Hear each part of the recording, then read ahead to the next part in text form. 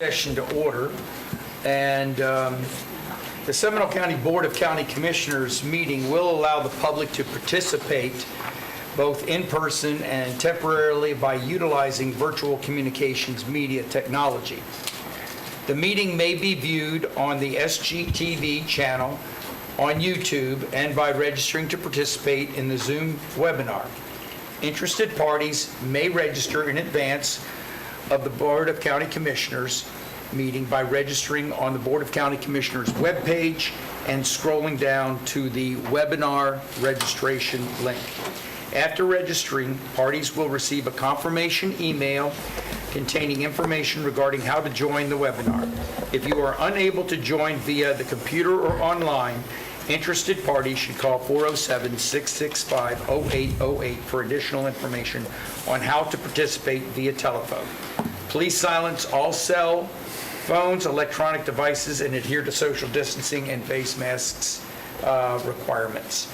We will begin this work session with a work session to discuss the charter review topics, and I'm going to introduce Mr. Applegate. Mr. Applegate? Thank you, Mr. Chairman, and good morning, Commissioners. I was asked to present to you one review of the process for amending the charter, and then to answer any questions that you might have about the process or any ballot propositions. So I think you all know this, but for the benefit of those watching and listening, the charter can be amended three ways. The first is you have the authority under the charter to adopt an ordinance setting forth a ballot proposition. That ballot proposition normally has to be before the Supervisor of Elections office within 90 days of the general election, and it can only be heard during a general election. Any ballot proposition, there is what we call under the law the single subject rule that has different judicial interpretations depending on the wording. But in essence, the proposition should cover one subject and one subject only. The ballot proposition cannot exceed 75 words in the general body of it, and the title of the ballot proposition can only be 15 words or less. The second method of amending the charter is by a citizen petition, and the citizens always have the right to propose amendments on the ballot. In order to have a petition qualify for the Supervisor of Elections to place it on the ballot, it must be signed by at least 7.5% of the electors who were qualified to vote in the prior general election, and signatures from residents or electors from at least 3 to 5 districts. And finally, the third method of amending the charter, as you know, is the Charter Review Commission. That's established by the charter as well. Our Charter Review Commission under the charter is required to meet every 6 years. The next meeting of the Charter Review Commission is set for August of 2023, 9 months or so after the general election of 2022. If they want to have ballot propositions placed on the ballot, they need to do that no later than submitting to you. I would always recommend by April or May of 2024, and this gives you time as a board to adopt it, which you would be required to do, and have it sent to the Supervisor of Elections prior to 90 days before the general election. So those are the three methods in sum. I mean, there's a ton of case law on all these subjects that my office, we're very familiar with. I defended numerous charter cases in Orange County for years. So there's voluminous case law on all these subjects. And I'm happy to answer any questions at this point. Before we go into any discussion, are there questions? Questions, Commissioner Lockhart? So, Mr. Applegate, could you just confirm if I've written my notes down correctly? if the BCC were to put something on the ballot, it would be for November of 2022. That's correct. And then the Charter Review Commission will be convening in August of 2023. That's correct. And that's, someone do the math for me, 9 months later? About 9 months, 10 About 9 months, months somewhere in later. there. So, okay. For 2024. Yeah. Yes, I understand. Yeah, okay, thank you.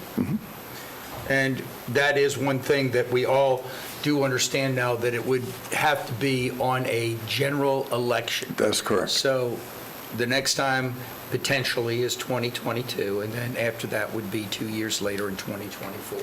Correct. Okay. Any other questions of Commissioner Zimbauer?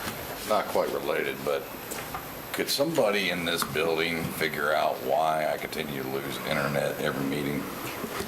I cannot answer that question. Consistency. I cannot answer that question. I understand that's not your wheelhouse, but I got to tell you, with the IT stuff that we got going on, I continue to struggle with this. It seems to be this little zone, like there's this little outer space zone here that doesn't get internet consistent. Commissioner Zimbauer, welcome to the club, because I have that problem in my office. I must have that same vortex. So I know we've invested a great deal of money in IT. We funded it. We've done all these things. But damn, I need some internet if we're going to run these meetings and I'm going to be involved in it, or I'll just go out and sit in the audience and get my 3 minutes. Do you want to pull up a chair right here? Absolutely. Only solution I can offer you right now. I do have a question related to the Yes, charter. Commissioner Herr. So, from what I understand, it appears as though bringing charter suggestions from the commission is a little bit out of the ordinary. I would say most propositions come from charter review commissions, in my experience, in Orange County. But that does not prevent the Board of County Commissioners from doing one. And so historically, it's been a citizen-led initiative that drives the process for changing our governance. Yes, in fact, the last time, I believe, the last time Seminole County had any propositions on the ballot came from the Charter Review Commission. Thank you. And that was 18 About years ago. 2007, somewhere in there. Okay. I think the only, Commissioner Tory in a second, the only proposition, Commissioner Herr, that has been initiated since I've been on the board was the Greyhound, and that was done by petition by the citizens, and we were able to work on an ordinance that sufficiently took care of that particular ordinance, or particular proposition. Commissioner Delory. Thank you, Mr. Chairman.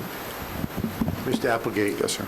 From what I remember, when the Charter Review Commission does come together, they're appointed by the board. Correct. And there's a formula how we appoint them. And Correct. then they actually have the ability to hire their own attorney, because Correct. we've not been involved with it, but we've had to pay the bill for that, Right. put money aside for it. And they act totally independent of this board. Absolutely. And then whatever their decisions are goes directly to the ballot. It would come to you, you're required to put it on the ballot. That's my point. Right. It That's comes to correct. us, we can't change their decisions. That's correct. It goes directly to the ballot. I think that's the proper way to Right. explain it. Thank you for that clarification. We have the ability to put additional items on the ballot, but we can't alter or change what they put on the ballot. That's correct. Okay, just want to make sure. Right. Further questions?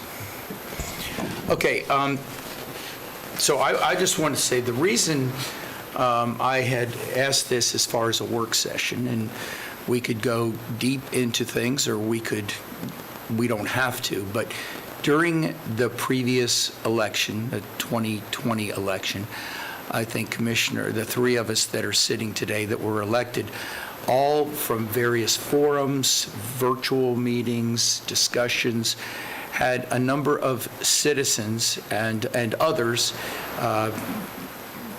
let's say, I remember also the Orlando Sentinel Board, asking us various questions about particular charter amendments. And I recall that all of us during that time said, certainly we would consider any of these things. And in the fact that we've had the Citizens Initiative, the only Citizens Initiative we've had since 2010 that I remember has been the Greyhound Initiative. And then, of course, the Charter Revision Commission, I think the last 3 times, has come back with no changes.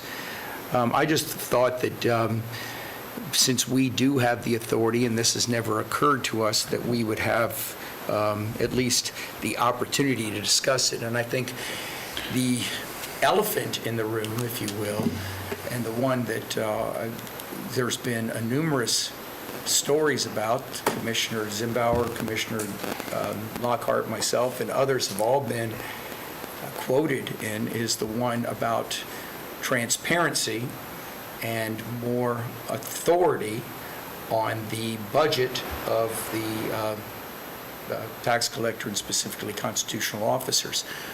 So with that, I would like to start there to see, and it doesn't necessarily, again, let me just set the preface here, and then I'll recognize you, Commissioner Zimbauer. I want to know our options. I want to know whether we can do it by ordinance, whether it has to be done by charter, what is the will of the 5 of us, and with our attorney sitting here, how we can address that. So with that, that's the first thing that I'd like to discuss, and Commissioner Zimbauer. Thank you, Mr. Chairman. It's no doubt, I think all of us sitting here have been inundated with phone calls, emails over the past 18 months or so, asking us what we were going to do about what was going on at the tax collector's office.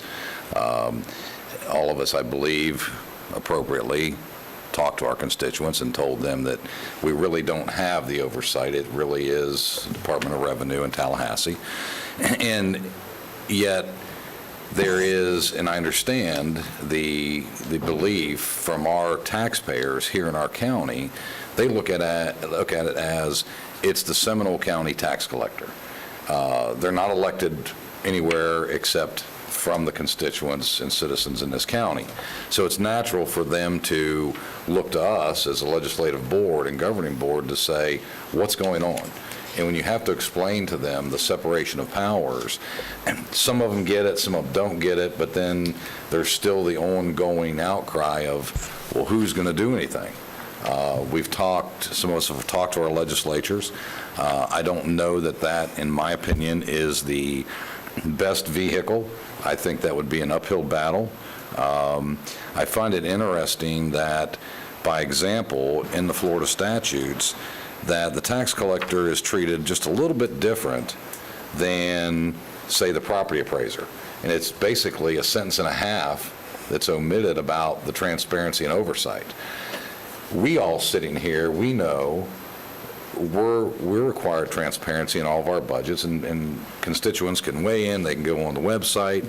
Our clerk does a wonderful job in doing a easy to follow citizens budget, but you don't have that at the tax collector's office.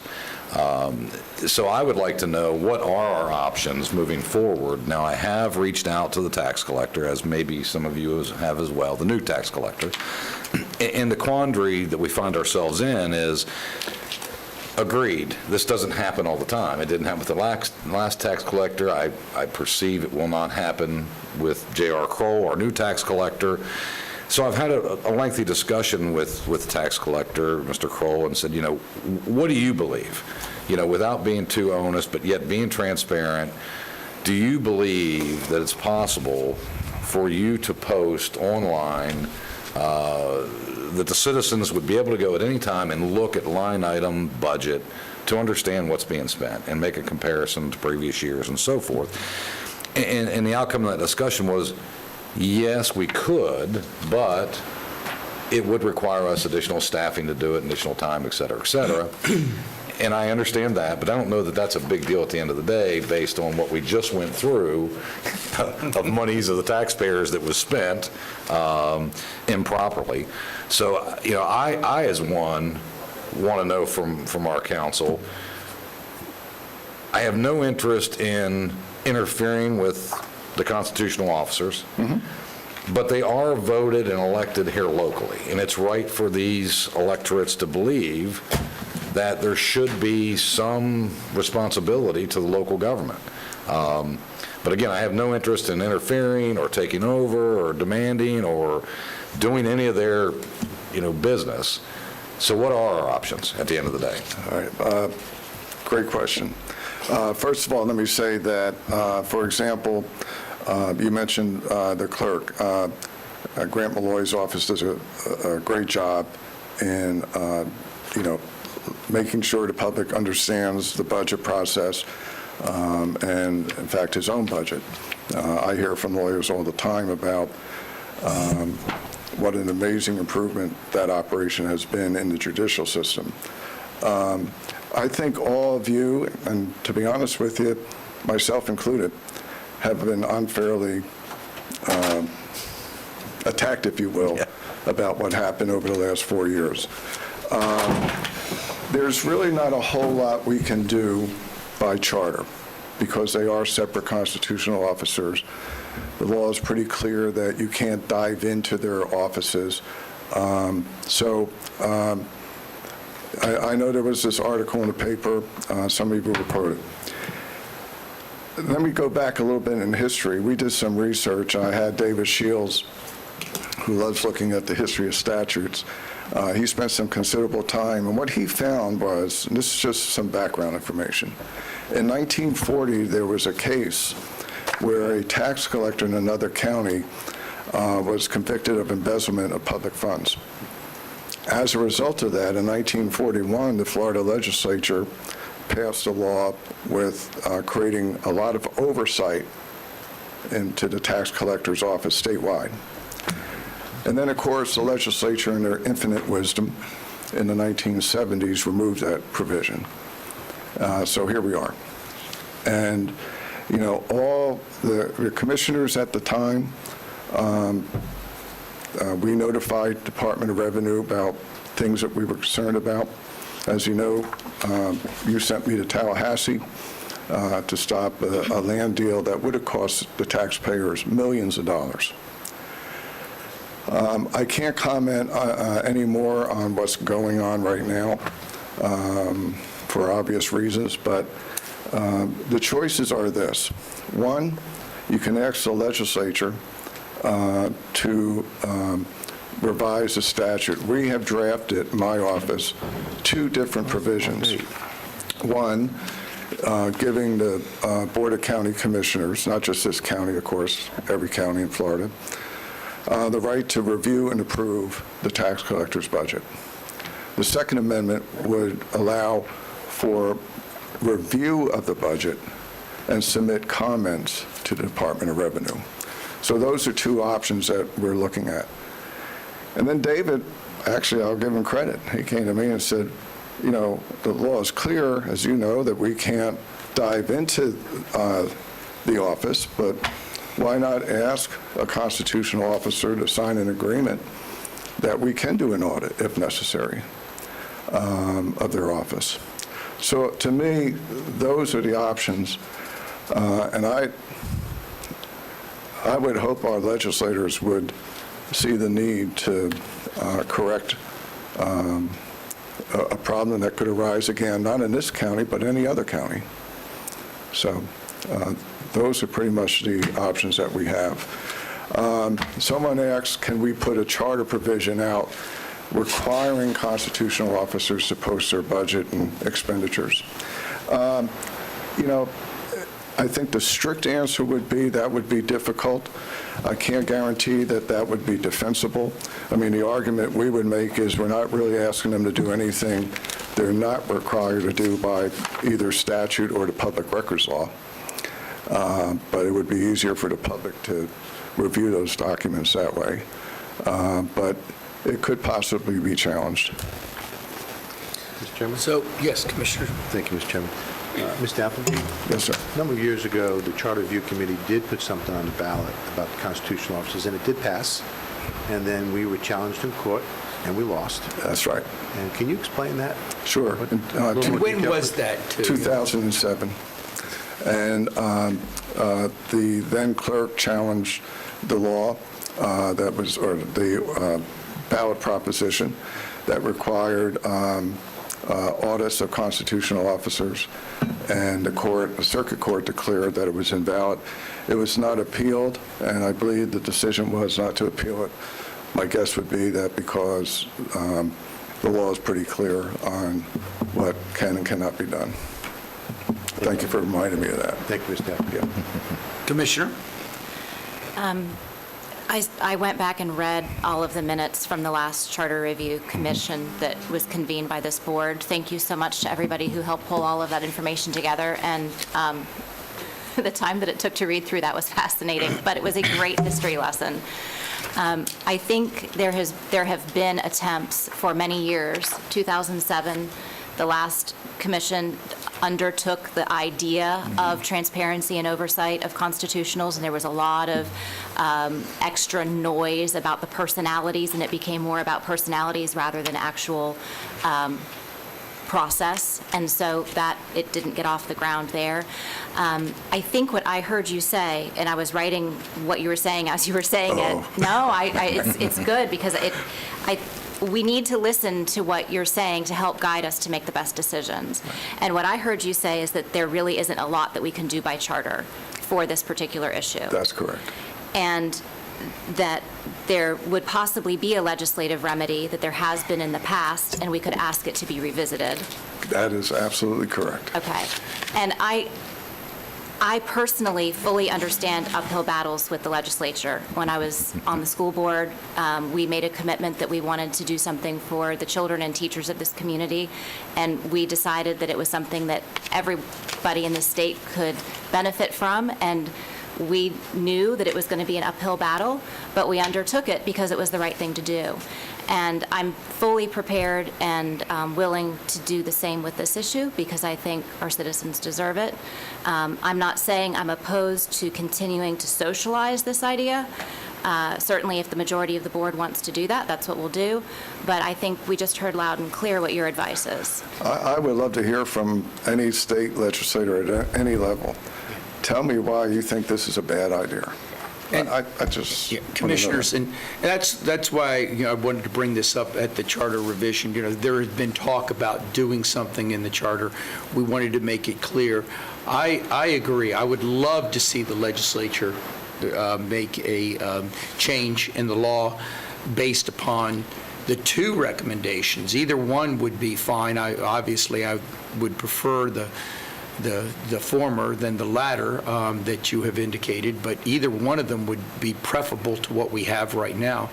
But I also heard, as far as process, that I believe it's important that we do show that we, as a board, do everything we possibly can. So requesting and working on a formal request to the tax collector and possibly the other constitutional officers with what you have indicated, that they would voluntarily do the transparency from the budget, I think is something that we should do. Commissioner Zimbauer?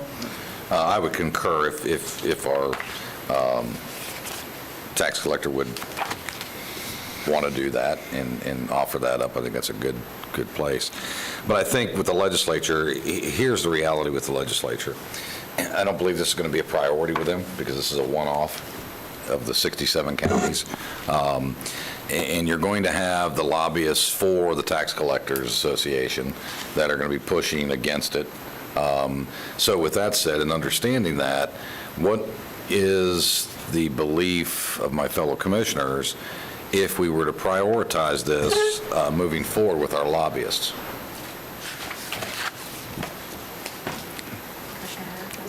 Yes, Commissioner? So I promise I will answer your question, but I'm going to start a few words back.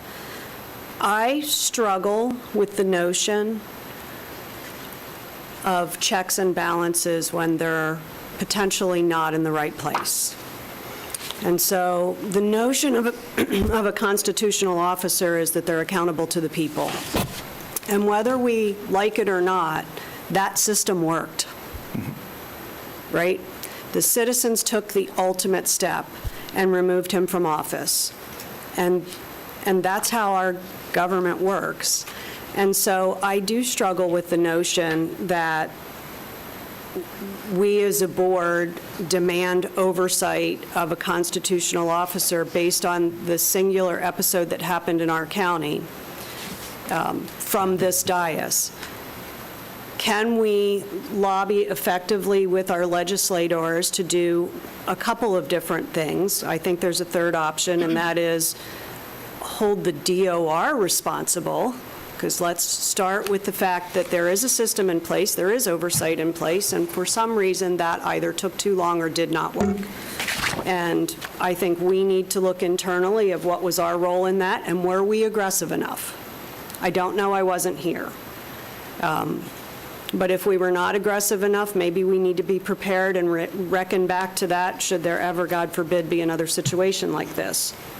So my perspective is that, yes, I think we can make it a top priority with our lobbyist.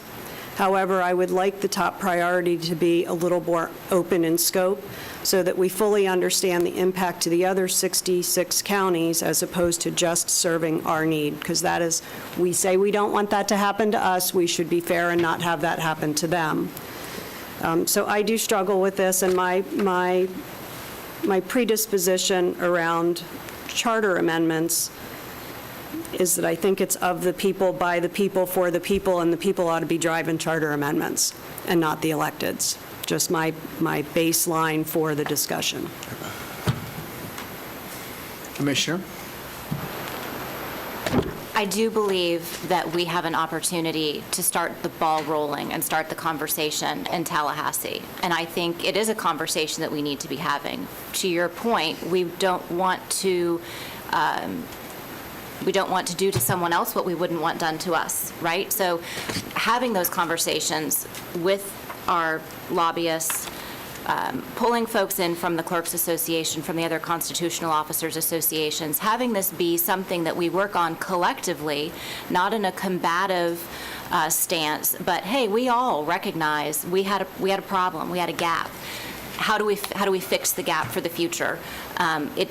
While we had the flashpoint here in Seminole County, it doesn't mean that it couldn't happen anywhere else because of the environment that just exists. So I, for one, would be very comfortable with taking this on as a long-term plan. I don't think this is something that would happen this legislative session. I think that's unrealistic. But I do believe that that taking the initial steps to start having the dialogue is the right thing to do. If at the end of those conversations, we determine that there's a better route or a different route, absolutely. We want to be flexible, but we will never know if we don't initiate it.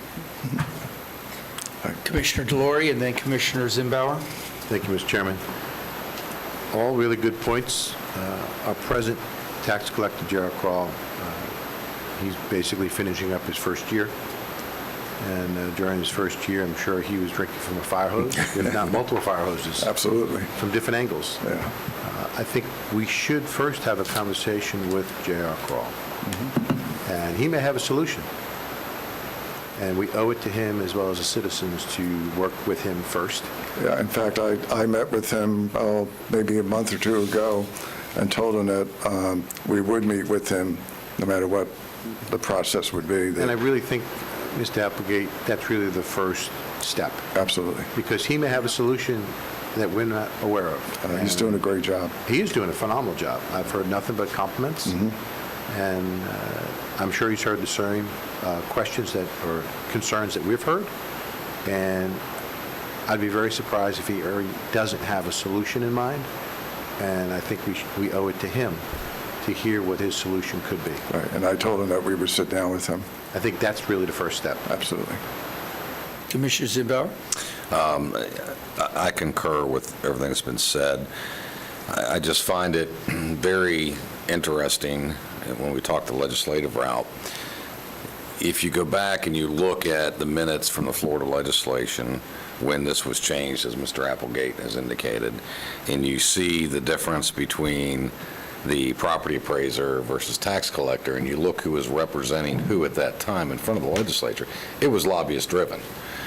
So at the end of the day, I really think the narrative is here was legislative in whether those tax collectors across the state believe that someone's overstepping their boundaries. I want any of them to stand in front of a camera with a straight face and go, we don't want transparency. Right. I mean, really? Yep. Now, in Mr. Greenberg's case, and I understand Commissioner Herr was not here, but there was, even before I arrived and Commissioner Lockhart arrived, commissioners that were very active in raising the red flags and putting off the sirens and bringing alerts and telling Sending people in Tallahassee, Applegate to hey, then Tallahassee. sending the county attorney up. But, he also resigned. The people did not remove him from office. He actually resigned from office. So although we'd like to believe that the citizenry has the ability to remove somebody, well, they do if they recall or do that. But in this case, this man had indictments coming. I think it was pretty clear, and he resigned, knowing, what was coming. And I think that's where, our average citizen sees the quandary that it was allowed to go on for so long with no action. And if you talk to the candidates, legal representatives that represented candidates in those races, and now we know what supposedly has happened, that they themselves were reaching out to Tallahassee and saying, hey, this is going on. They were talking to law enforcement. This is what's happening. Yet nothing happened until apparently federal investigators got involved and the previous tax collector resigned. So I think my understanding of what the citizens' concern is, whatever the vehicle or mechanism is, so be it, but it shouldn't take so long for it to manifest to the point where it's allowed to continue and continue and continue, draining taxpayers' dollars until one day a taxpayer or a tax collector resigns. So I'm okay with all those ideas. I just want to be realistic and understanding that what our voters and constituents are looking for, and set those expectations. There's not a quick fix, and regardless of what that fix is. If I could finish on this, I think that also I concur that it would, whatever we can do, whatever resolution we can offer to our legislators to pursue is fine. But I want to be realistic in the fact that, and we've all said this, but I'll just, kind of like put it in perspective. Each one of the constitutional officers in the state have a association. Usually those associations are very strong. They have high-powered lobbyists on their own. They will argue separation of powers. They will argue burdensome and redundancy. And the legislature ultimately, unfortunately, I will predict, will kind of like say this is not an issue that, we want to get into. You've got two competing groups. Now, we have started a policy at the Florida Association of Counties that the executive board meets with the executive board of various groups. We've done it with the home builders. We've done it with the clerks of the court. One of the groups that we're also going to do in the next few months, year, is going to be the tax collectors. I think that Commissioner Zimbauer, as he said, nobody's going to look into the mirror or look into the camera and say, well, we're not in favor of transparency. And I think that is something that is pursuable on a voluntary level. Commissioner Herr was, had indicated, if I recall, that she and I'm sorry, I lost my train of thought in there, please forgive me. But the fact of the matter is that that I remember, that no one wants to do, they're not going to do something that somebody else isn't going to do. I think that we are very transparent in our budget. And I think that we document every single transaction, do we not, County Manager, onto our webpage and is accessible. I'm sorry. We don't. It's not on the webpage. I'm but sorry? It's not on the webpage. You do make major procurement decisions as a body publicly. Okay. And the clerk's office reviews there is a third-party review of every purchase that What I county guess what government I'm, okay, I'm sorry, I went a little bit further. You're but correct that there are other eyes on it. That's what I was trying to get. What I'm trying to say is, I don't see where anybody should or would be concerned about doing something like that. And I think that the first step, as Commissioner Delory said, first step is, and I think a number of us have had individual conversations with the tax collector, and he feels, in my conversations with him, he seems to be very willing to be, work on transparency himself. Yes, he is. So I think the first step, as Commissioner Delory said, is to go to him and the other constitutionals and say, okay, what is your solution? What about transparency in your budget as we do? Again, I'm not asking them to do anything more than we do, but I think that would be a first step, and that would be something that our citizens in Seminole County would feel that we have made the effort to make openness and awareness in our own government here in our county. So if no one has any objection, I think that's something that we should have our staff pursue with them directly on very formal basis to see what we can do. And as the county attorney has indicated, take a look at, what he has proposed and ask our lobbyist to see what they can do as far as pursuing that with the legislature. Is that a good course? Does everybody concur with that?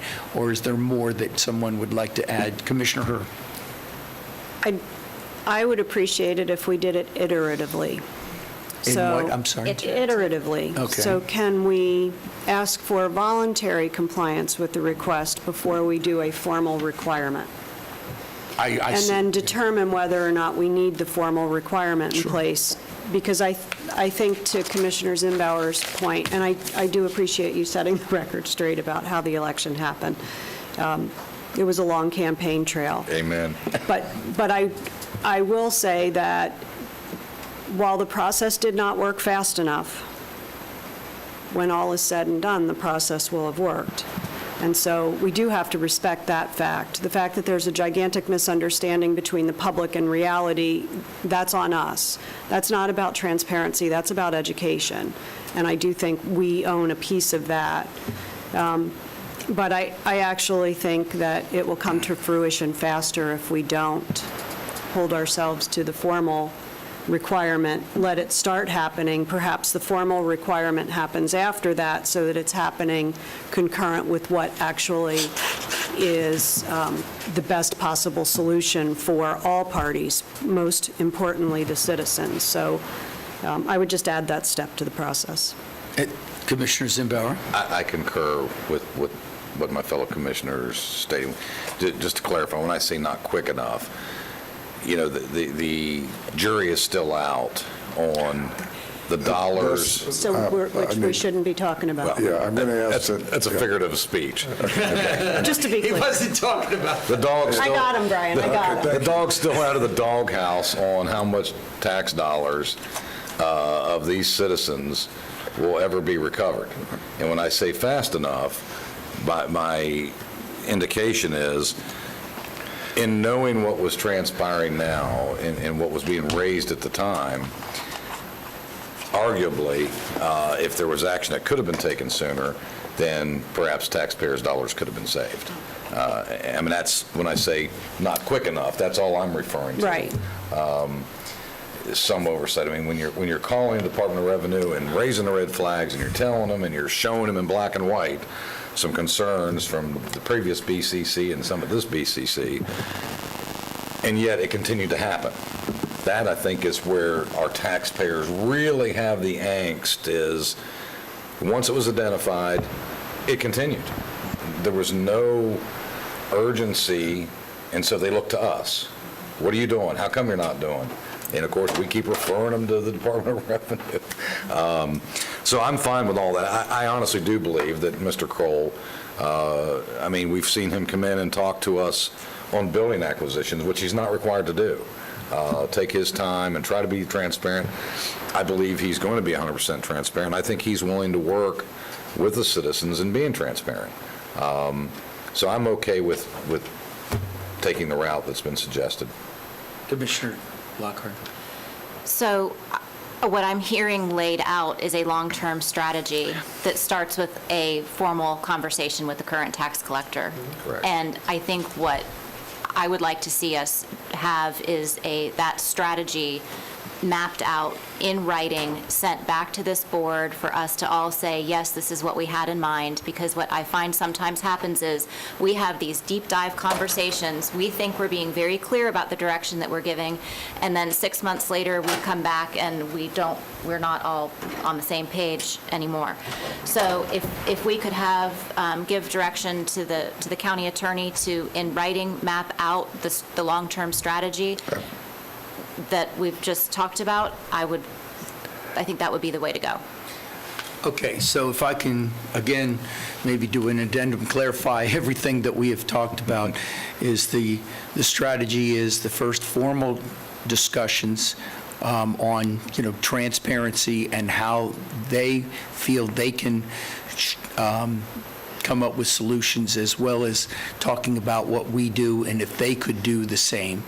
And then also bring back the legislative initiative that potentially could be, could solve the concern. Now, I want to be, is that everybody agree to that? And bring it back, and I would say this is not something that needs to take a long time. I think we can bring it back at the next meeting.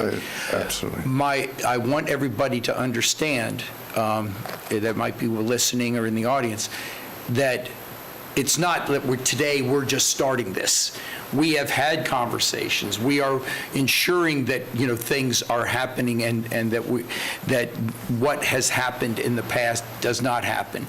And as has been indicated, the previous commission, even two elections before, was very aggressive with staff and everyone else in ensuring that we did everything we could within the law to roadblock, if you will, some of the initiatives that Mr. Greenberg was doing. So with that, I'm sorry.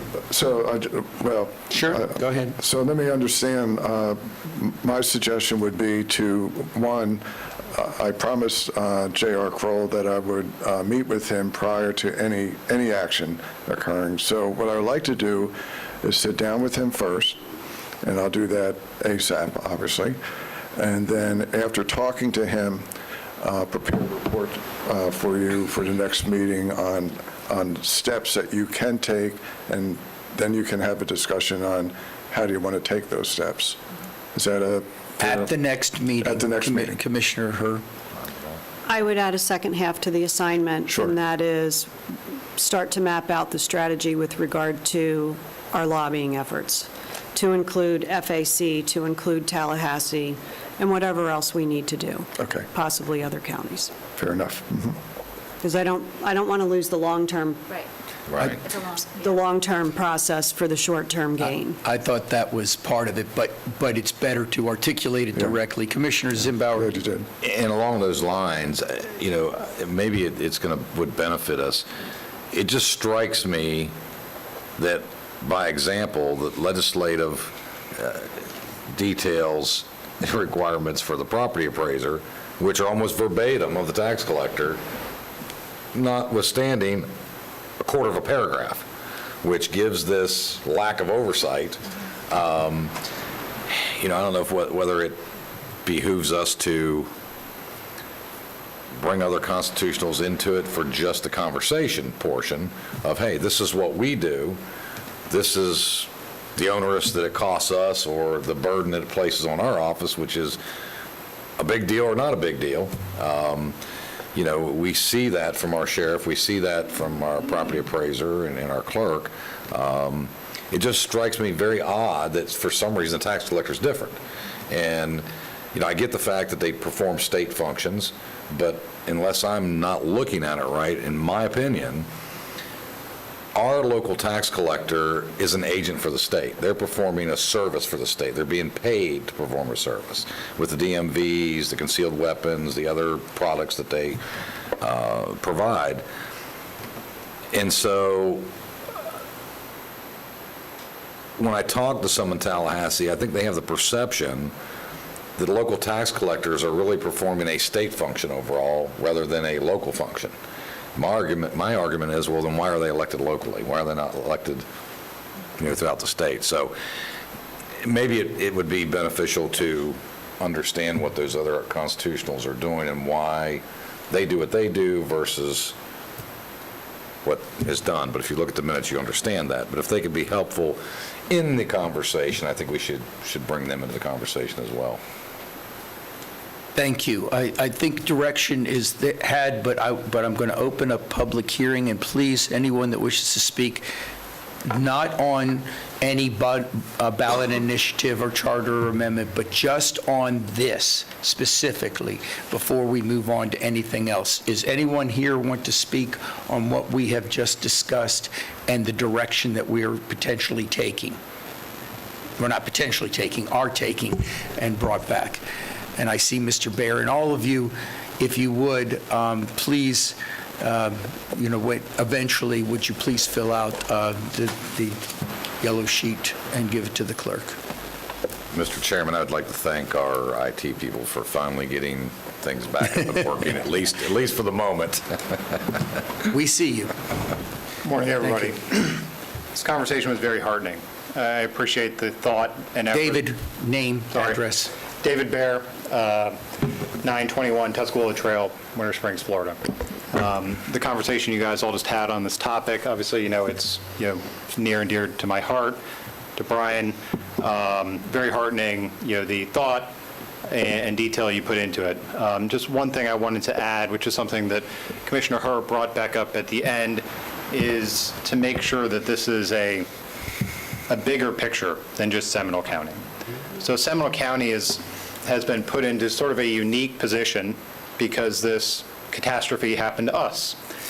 And there were a couple comments that, well, it's a one-off, but candidly, we don't know that. Like, the circumstances that brought this about are in place all over the state.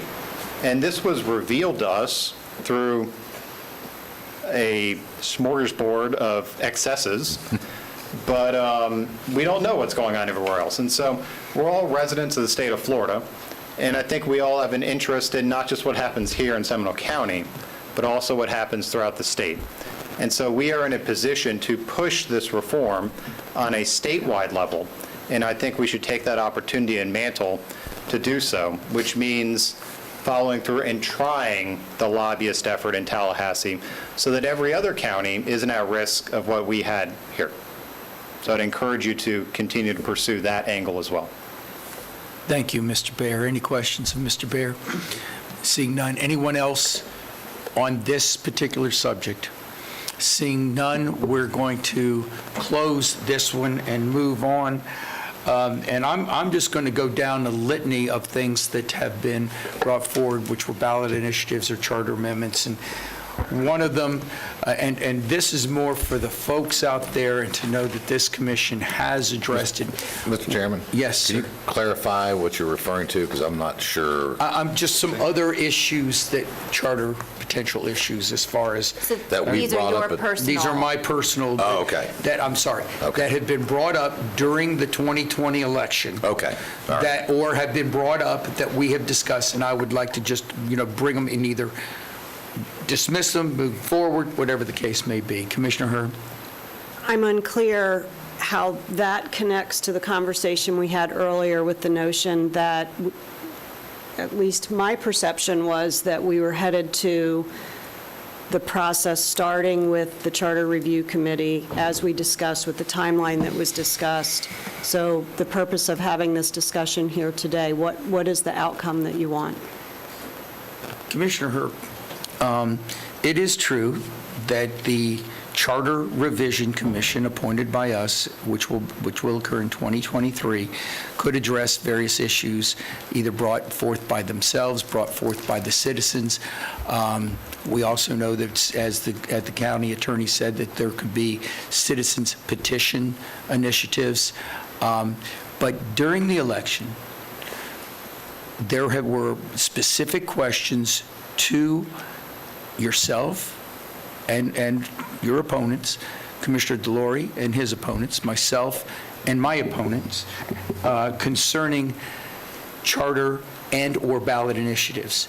And all I'm trying to do here is not, I have no hidden agenda, is just to bring them up and discuss them as to whether this board, which has the power to put it on a charter or on the ballot, wishes to do that, or wishes to wait for the Charter Commission to do that themselves. And I will, if you can, I will talk, I'll just show you what I'm talking about. We talked before you were elected, and during the election, there was discussion about the natural lands and putting in an initiative to fund those. I think we agreed back in 2020 and 2019 that it was not the time, and I would suggest that, again, I do not feel that that is the time or place to do that today. So I wanted to just, I'm trying to give the citizens that have brought forward these ideas at least where the commission is standing on it. When it comes to the sales tax initiative, we've already talked about that being in '24. So this is, so we're looking at that, and we've already started the process with the 7 cities. Other things that have been brought up in the past were single-member districts. I would suggest to you that is, for the county our size and without a single individual that is looking for the entire county, I think that would be a bad idea. And people have brought forward that, and I just wanted to say that I would be on the record opposed to that, and I wanted to get ideas from other commissioners on that. Does anybody want to speak on that? Okay. Yes, go ahead. I find, I've looked at the district, and I think my personal experience as the chairman during the pandemic in dealing with other counties, I would tell you that we're in a much better place without single-member districts. Much better place. Much I mean, better. some of the things that I observed and some of the less cohesive, I won't say lack of professionalism, but just consistency for the betterment of the entire citizenry, I would say. When you have competing districts that are competing for dollars, competing for attention, and let's face it, all of us have different needs in our own district because we're all uniquely different. But what we've been able to accomplish is working together.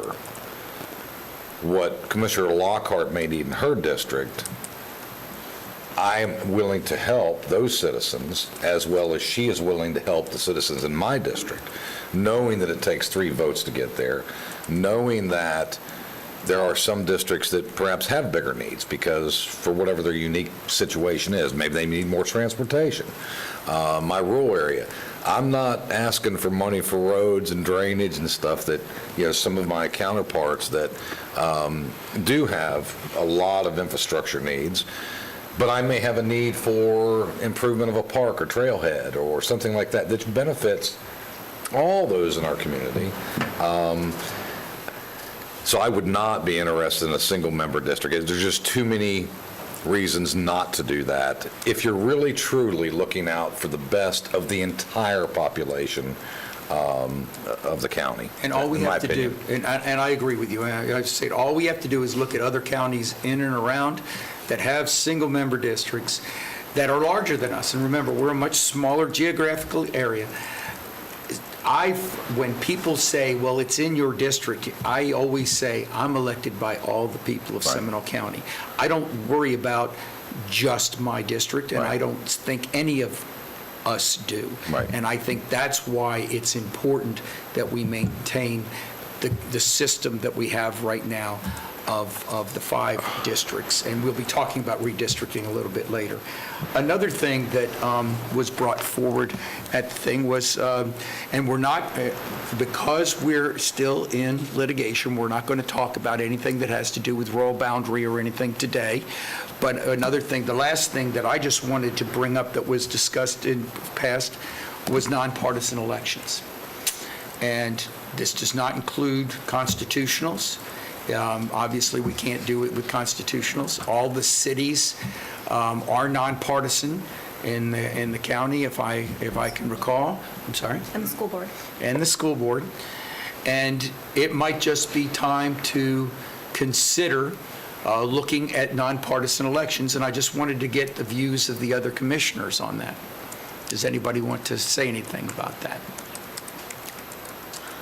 Yes, Commissioner. Well, having been elected twice to a nonpartisan countywide position, I guess I might be the best equipped to address it. I think there is a role for nonpartisan elections in a community. I am not sure that the county commission is necessarily one of those. I'd really like to have a better look around. Do we have any counties in the state that have nonpartisan county-wide elections? All we have to do is look next door. Yeah, Orange right. County. Just south. Other than, okay, yeah. there are So others. that sometimes you ask the question when you know the answer, because you, right? So I'm not sure that that's always necessarily been in the best interest of that jurisdiction. So I'd like to look at it a little bit more. I think it's a worthy discussion. I'm not convinced that I want to go down that track right now. And we have the time from the charter to consider that, and, you know, because as our council has indicated, we have in, what is it, July, as late as July, if we wanted to do it, to put it on the ballot next year. But I just wanted to throw that out because constitutional officers have come to me and talked about it.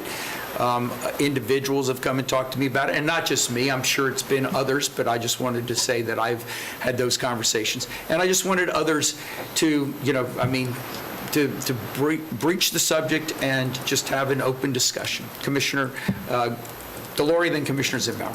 Thank you, Mr. Chairman. I will tell you that that's the beauty about having a Charter Review Commission. They're going to be seated next year, 2023. Right, August. And it's going to take them about a year, I believe, correct, Brian? Just about, correct. Give or take. Yep. And they're going to vet all this stuff in great detail.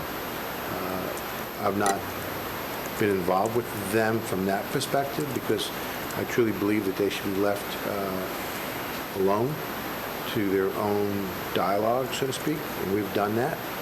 And the public is invited several times to speak to them, I believe.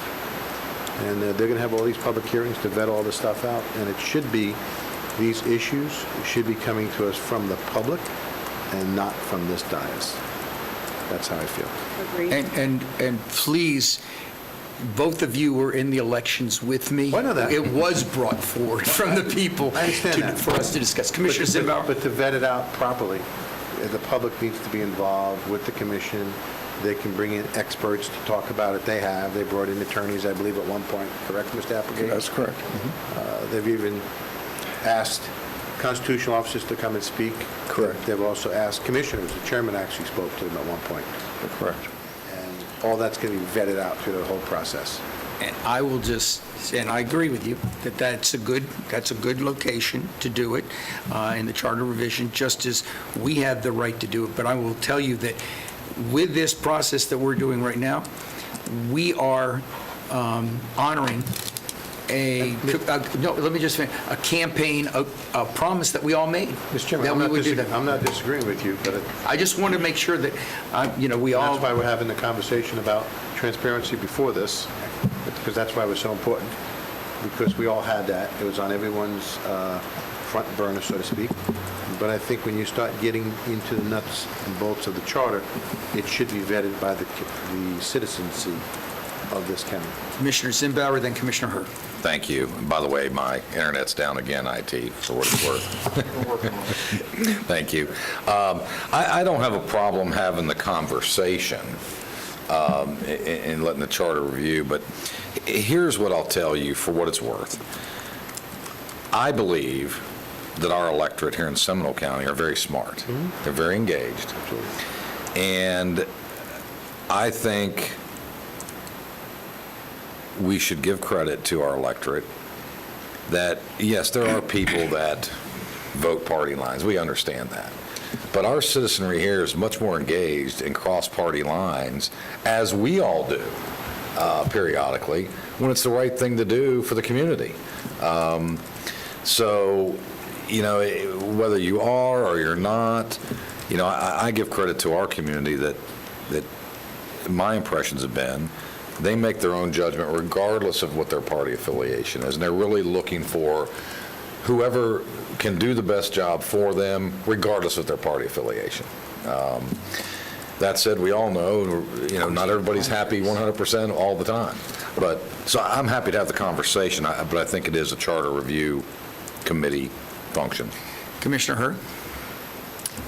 I just want to share my perspective of what was asked on the campaign trail, since that's been referenced and our promises have been referenced multiple times. I think the questions on the campaign trail were, without exception that I can recall, around the notion of would you support? Would you support? Do you like the idea of? Give us your opinion of. It wasn't, would you initiate from the dais? Those are two different things in my mind, and I'm going to go back to of the people, by the people, for the people. I think we have the most amazing citizens. One of them spoke today, amazingly engaged on their own volunteer time to make the right thing happen in the community, absent of party affiliation and absent of, in all honesty, absent of hate in our community. We don't have what's happening in other communities, and that's because we're respectful of our citizens and we acknowledge that they often have the best ideas. So I'm all about supporting and kind of okay with having the dialogue, but I am not okay with us driving it from this dais. And I do believe that is the campaign promise that I made. It was to support, not to initiate. And again, that's why I wanted to bring this up, that we have had this open discussion and we can express those feelings. I think we've gone through, and is there any other issues that anyone wants to bring up, ballot initiatives, charter? Since I don't see any, we've gone through all of them in discussions. So I'm going to open this up to any public who wishes to speak on all but what we talked about earlier with the tax collector, if anybody would, and that transparency. Does anybody want to speak on any of these issues that we just brought up? Seeing none. Counselor? I have nothing else to add unless you have any other comments. Nope. I think that unless anybody has any further comments, I want to thank all of you for I'm sorry. Go on. I just want to see if you'll allow a 10 or 15-minute break. I'd really like to get this IT thing. I'm going to do, after that, I'm going to do that because this has taken only an hour. Yeah. What I just wanted to say is I want to thank all of you for that, because I did make a commitment that I would at least bring these up to the commissioners and we would have an open discussion and dialogue about it. And I want to thank you all for indulging in that. And at least something that I think is very important that we all agree on has seen some movement today, some formal movement today, and I think that's a positive thing. So with that, we're going to take a 10-minute break. So we'll come back, or is it all right that we come come back to give a specific time at 10:45. So let's give 15 to make sure we get this. You want 15? Okay, Yeah, 10? this is all worked Okay, out. then we're going to go to 10:50. I'm in the BCC triangle today. Okay, 10:50 break, and then we will go into the work session on the land use codes. Thank you very much. Thank you, Brian. Thank you, Brian.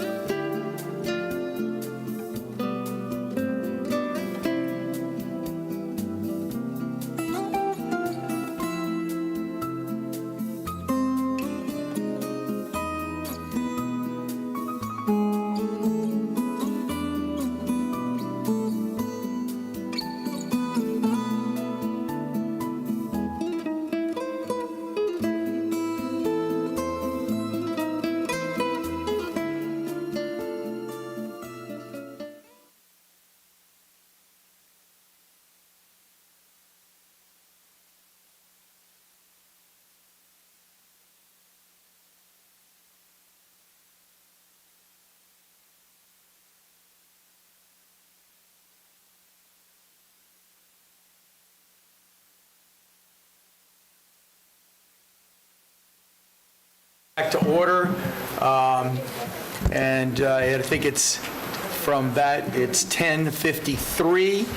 And we're going to ask, I believe, Rebecca Hammock, of our Development Services Director, to continue the work session on the review of the proposed Land Development Code revisions.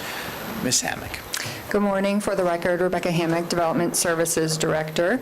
We have a couple items to talk to you this morning about regarding the amendments to the Land Development Code, but I wanted to just give a brief update on schedule, since we have been at this for a while now.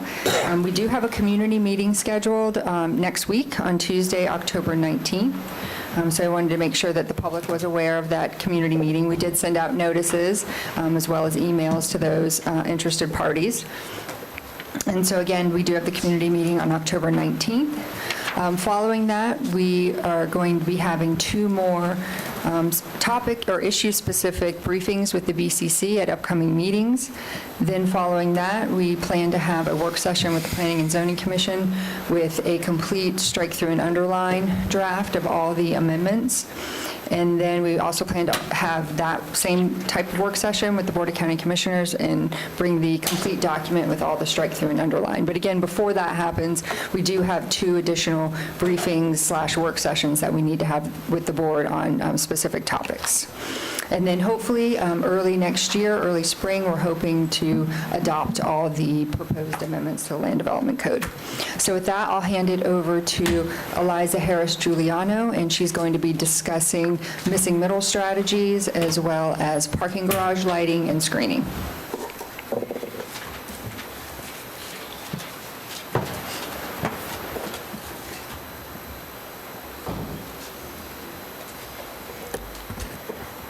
Good morning, Chairman. Good morning, Commissioners. Morning. Good to see you again. So Rebecca already talked a little bit about the schedule. I always do my overview, which is that we're in the 3rd phase of a 4-phase project where we're talking about some, You're in the BCC triangle, I can only say. Good luck. it's good company. We've identified the problem. And it is us. Mine's off. I'm off, so it's not me, but it could be me because, you know, It was happening. there's weird things happen around here. Is the mic I said on? us. Mic is on. It's good now. Okay. Yeah. Seems to We're be good. resolved. Just stand right there. I have a chair for you. Okay, so as I was saying, we are in the 3rd stage of a 4-phase process. We started out looking at the existing code and seeing where the gaps were. The 2nd phase was looking at a very big picture at what kind of changes should be made. And then the phase we're in now is looking in a good bit more detail, but generally not actually code language. That's what you'll see, as Rebecca mentioned, in the very last phase of the project.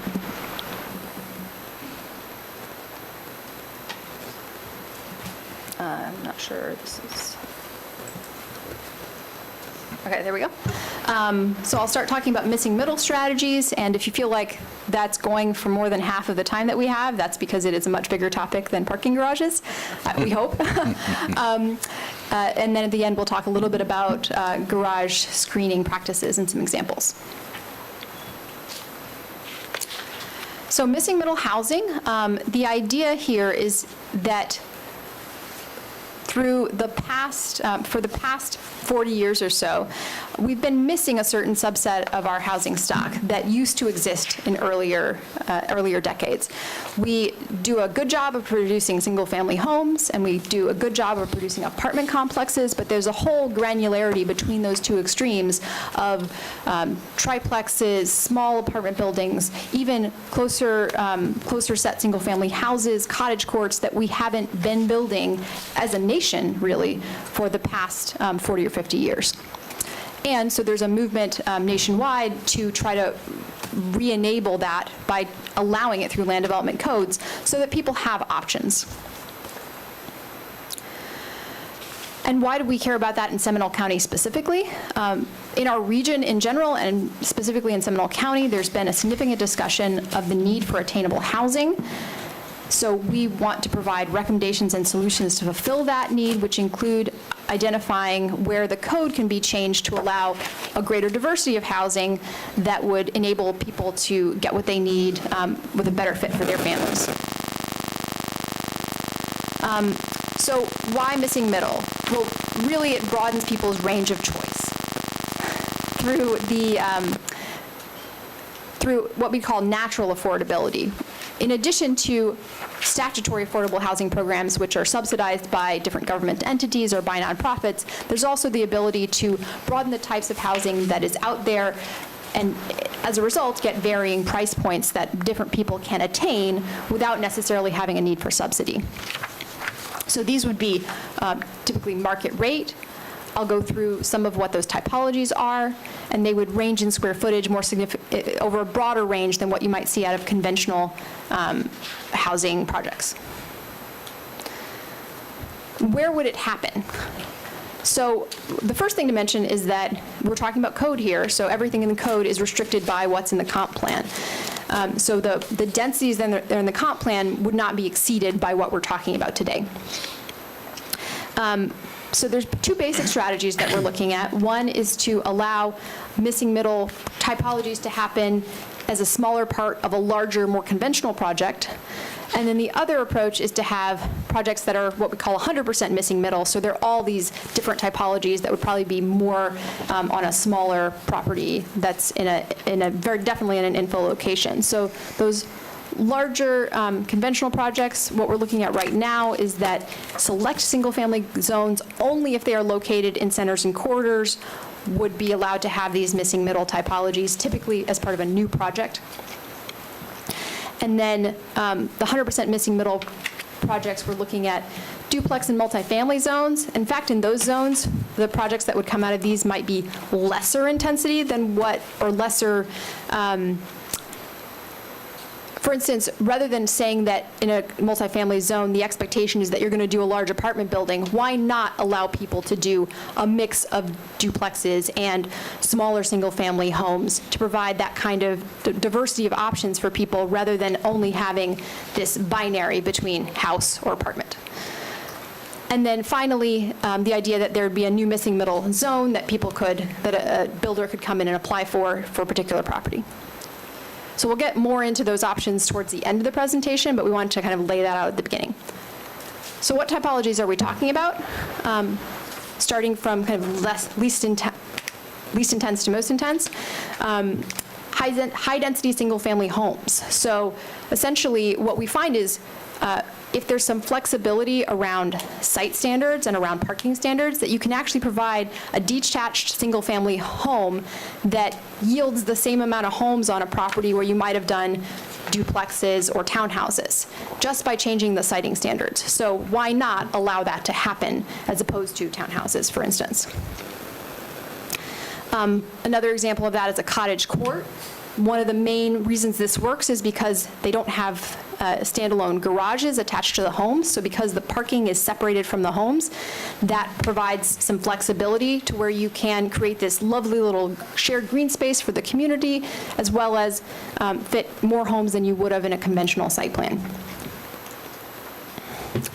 Duplexes, I think that's one of the more familiar proportions of mixing middle. We do have some standards in the missing middle site standards that might be a little different than your existing duplex zone. Townhouses, I talked about the high-density single-family as an alternative to townhouses, but we're not saying you shouldn't also allow townhouses in the right place. Mr. Chairman, I hate to interrupt. Can we just take a break till I can't follow this presentation because I have no screen to share. Well, I realize it's on up here, but with my recent neck, it does me a little trouble to do all this. Let's let everybody stay in the area, and Brandon, do the best you can. Let's get this It's on the done. back end, so they're working on it. Hopefully they'll have a solution soon. Can we maybe give him another laptop, It's or not the laptop, it's on the back end. then can we maybe move him to another spot on the dais? Is Yeah, that it? Commissioner, if you want to move here, and You want my computer? Works for me, sir. Thank you. Mr. Chairman? Why don't you Yes. give him my computer? Oh, there you go. Hold on. We're moving, Fantastic. we're coming up with District 1 Commissioner comes through. Thank you. That's solutions. a pretty big laptop. How'd you get that? That thing weighs a ton. That's what they gave me. I have no idea where it You is. had that like all 12 years you've been here? I want an old one. They work. Okay, Thank you very much. is everybody good Yes, now? thank you. I'm sorry. Okay, good, please continue. Something that we really don't see getting built as much under the current development standards is triplexes and fourplexes, although historically they were very common. This is what my friend in marketing would call me search, but I actually lived in a triplex when I was a student in the northern area of the country, and I lived in that particular quadplex in downtown Orlando as a young professional starting out. So the one on the bottom has single-family houses on each side. I was joking with one of my colleagues at work that those single-family people next door were really annoying. They always were out on their back patio talking, but I dealt with it. I had to get up early for work in the morning. But it really provides a diversity of housing in even some of our Central Florida neighborhoods. Going up a little bit from there, a sixplex, we do see these again in the region. I believe the picture on the top picture is a local picture, but if not, I know there are some local examples as well. And then this is a rendering produced by our firm of a courtyard building that, again, is very much in scale with a lower intensity neighborhood than, versus a 250-unit apartment complex that you might see coming in as a typical multifamily project. And then LiveWorks are also a great addition. They are kind of like a townhouse, but adding in that component of being able to have a shop. The one on the bottom side there is an alterations person. That one happens to be from Baldwin Park. You also see church offices, law offices, I think some counselors, so a real variety of different businesses that are happening in those spaces that are very quiet and compatible with other uses. So in terms of implementation, we mentioned it's two different approaches. One is to permit missing middle as part of a larger conventional residential project, and the other is to permit 100% missing middle projects as a standalone product. As I mentioned, it's always going to be restricted by the future land use district that the property is located in, and I kind of already went through this, so we'll keep going there. But this is the detail. So I'll go quickly through this table and we can come back to it in the discussion if you would like to. It's also, I forgot to mention at the beginning, but there is a memo that was part of your packet that provided more detail on some of the site standards. So I'm not going to go through every dot and tittle of that document, but I'm going to try to provide a good overview. So as you can see, towards the top of the chart, fewer of the typologies are allowed, and towards the bottom of the chart, more of the typologies are allowed. So if the existing underlying zoning or existing underlying future land use is already more intense, then you would allow more typologies. So providing some diversity, but not overreaching what should be allowed based on where you're starting from. And to explain a little bit about the single-family zones, essentially, you see in R1 and R1A, we're saying only if you are in the pink areas, the center and corridors, that you would be allowed to include high-density single-family or cottage courts, which are just different types of single-family projects in the project. Assuming that those are under the LDR density, you would not physically be able to do 100% high-density single-family project because you would exceed the density. So it would have to be a mix of just a cottage court as part of a more conventional single-family subdivision. And I want to also express that these are different options that we wanted to bring to you. If you are uncomfortable with one of these options, we can certainly drop it, and that's why we're having this conversation. But we did want to provide a kind of robust proposal to start with. And then as you're getting into the R2, the three black dots are essentially the same or less intense than what's already permitted in that zone. The white dot is the triplexes and quadplexes, and we've limited, where you see the white dot is because we've limited the height, and in some cases, we've also limited the square footage so that those buildings would be in scale with the other buildings that you would expect from that district. So there's a meaningful difference between that quadplex that I lived in that had, 4 very relatively small apartments in it versus if you were to have a quadplex where essentially you've pasted together 4 2,000 square foot homes. It's a horse of a different color, as they say. So we've added that nuance to make sure that the scale is consistent. So there are development standards, as I mentioned. A site plan is required, which would be, of course, reviewed by staff. Building elevations are required, so there would be some sense of what these buildings are going to look like, so that the nice pictures I'm showing you will be commensurate with what you would get from this. There's also some requirements, for instance, that the project not be gated, which would be consistent with transportation goals of the county, that limits on how many of a single topology can exist, because one cottage court is great. 100 acres of cottage courts might be a little much. So we've got some protection in there to limit that. And that there is some open space required, since we are looking at these slightly tighter units. We've also got some compatibility standards so that if you are adjacent to existing neighborhoods, that there would be some comfort level there. So one of those is limiting to 2, frankly, most of these would probably be 2 stories or less anyway, but adding a strict limitation on 2 stories or less within, I believe it's 100 feet of a single-family zone. The lowest intensity topologies, when you have those mixed projects, the lowest intensity typologies would always be on the borders with lower intensity neighborhoods that are adjacent, so you have those transitions. And in those mixed projects specifically, where you're basing it on an underlying conventional zone, you would have to follow all the standards for that underlying conventional zone at the edges of the property, so that the neighbors would get what they were expecting from that adjacent zone.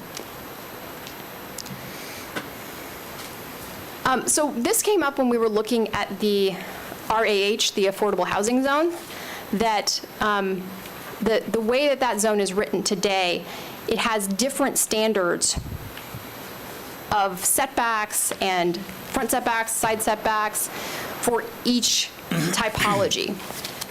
From a best practice planning standpoint, that's actually a way to make the building that's different stick out even more.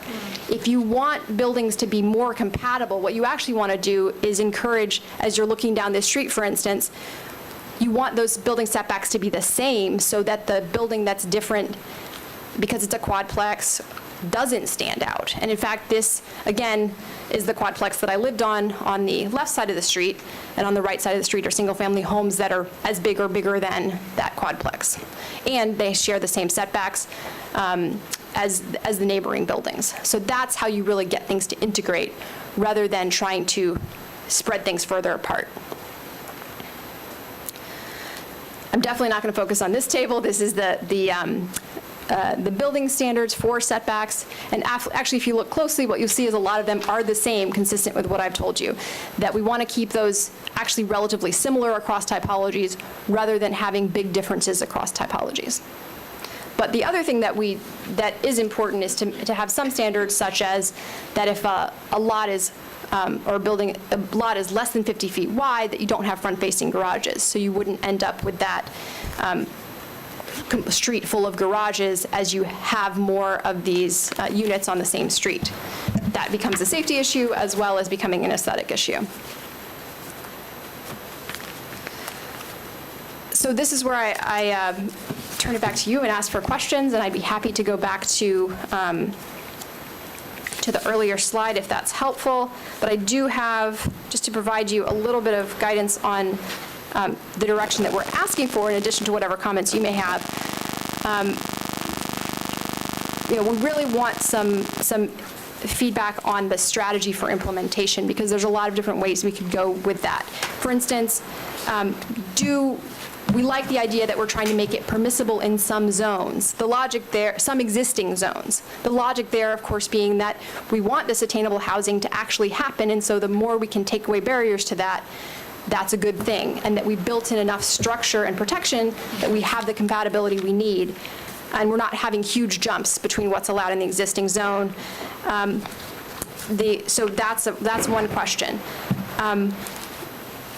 And then we can also get into which zones we think that would apply to. As I mentioned, I think for the multifamily zones, with all due respect, I think it's a no-brainer because what we're talking about allowing is no more intensive than what's already allowed in those zones.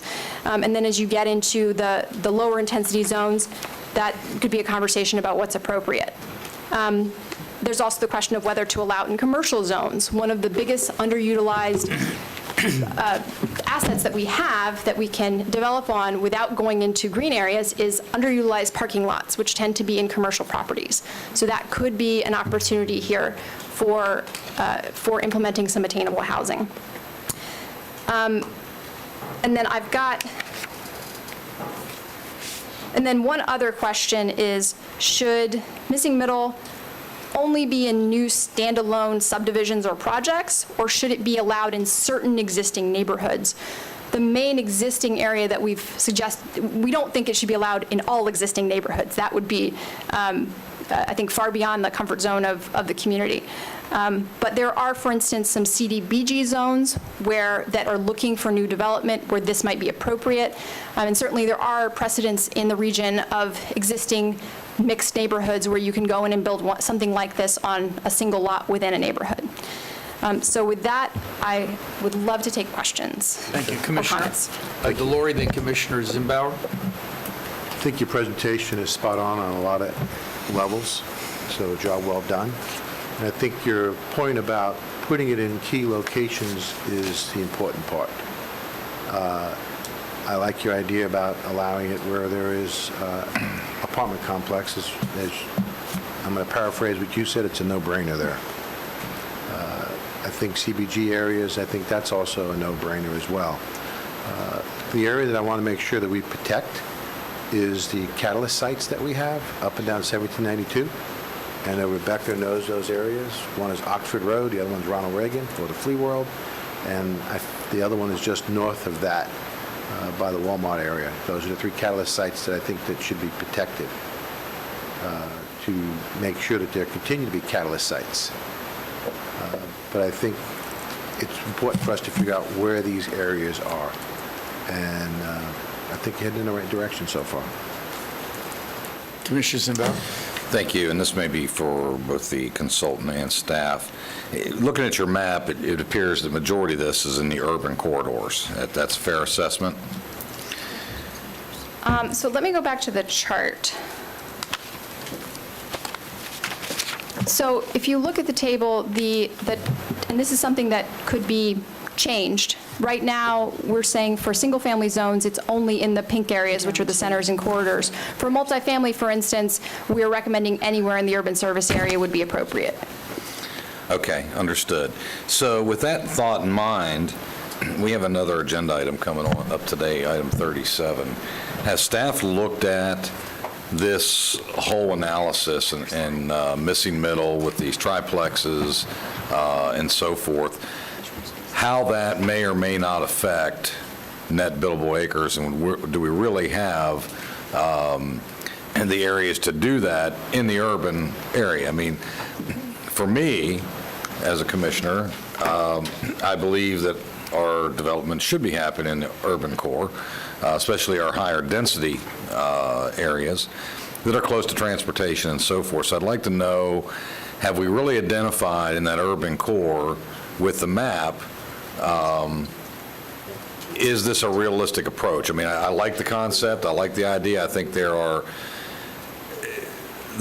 is a market for this for some of our elderly folks, some of our young families as starter places, as well as many others that are on limited incomes. But have we really identified, based on item 37 we're going to review today, is this practical? For the record, Rebecca Hammock, Development Services Director. We do know that we still have vacant developable land within the urban area, and there are opportunities for redevelopment, especially within our core area and within the centers and corridors. So while there aren't large areas of greenfield development left, we do have parcels that are able to be developed, and then, of course, we do have old platted subdivisions like the CDBG areas that Eliza spoke about that could benefit from allowing a different housing typology.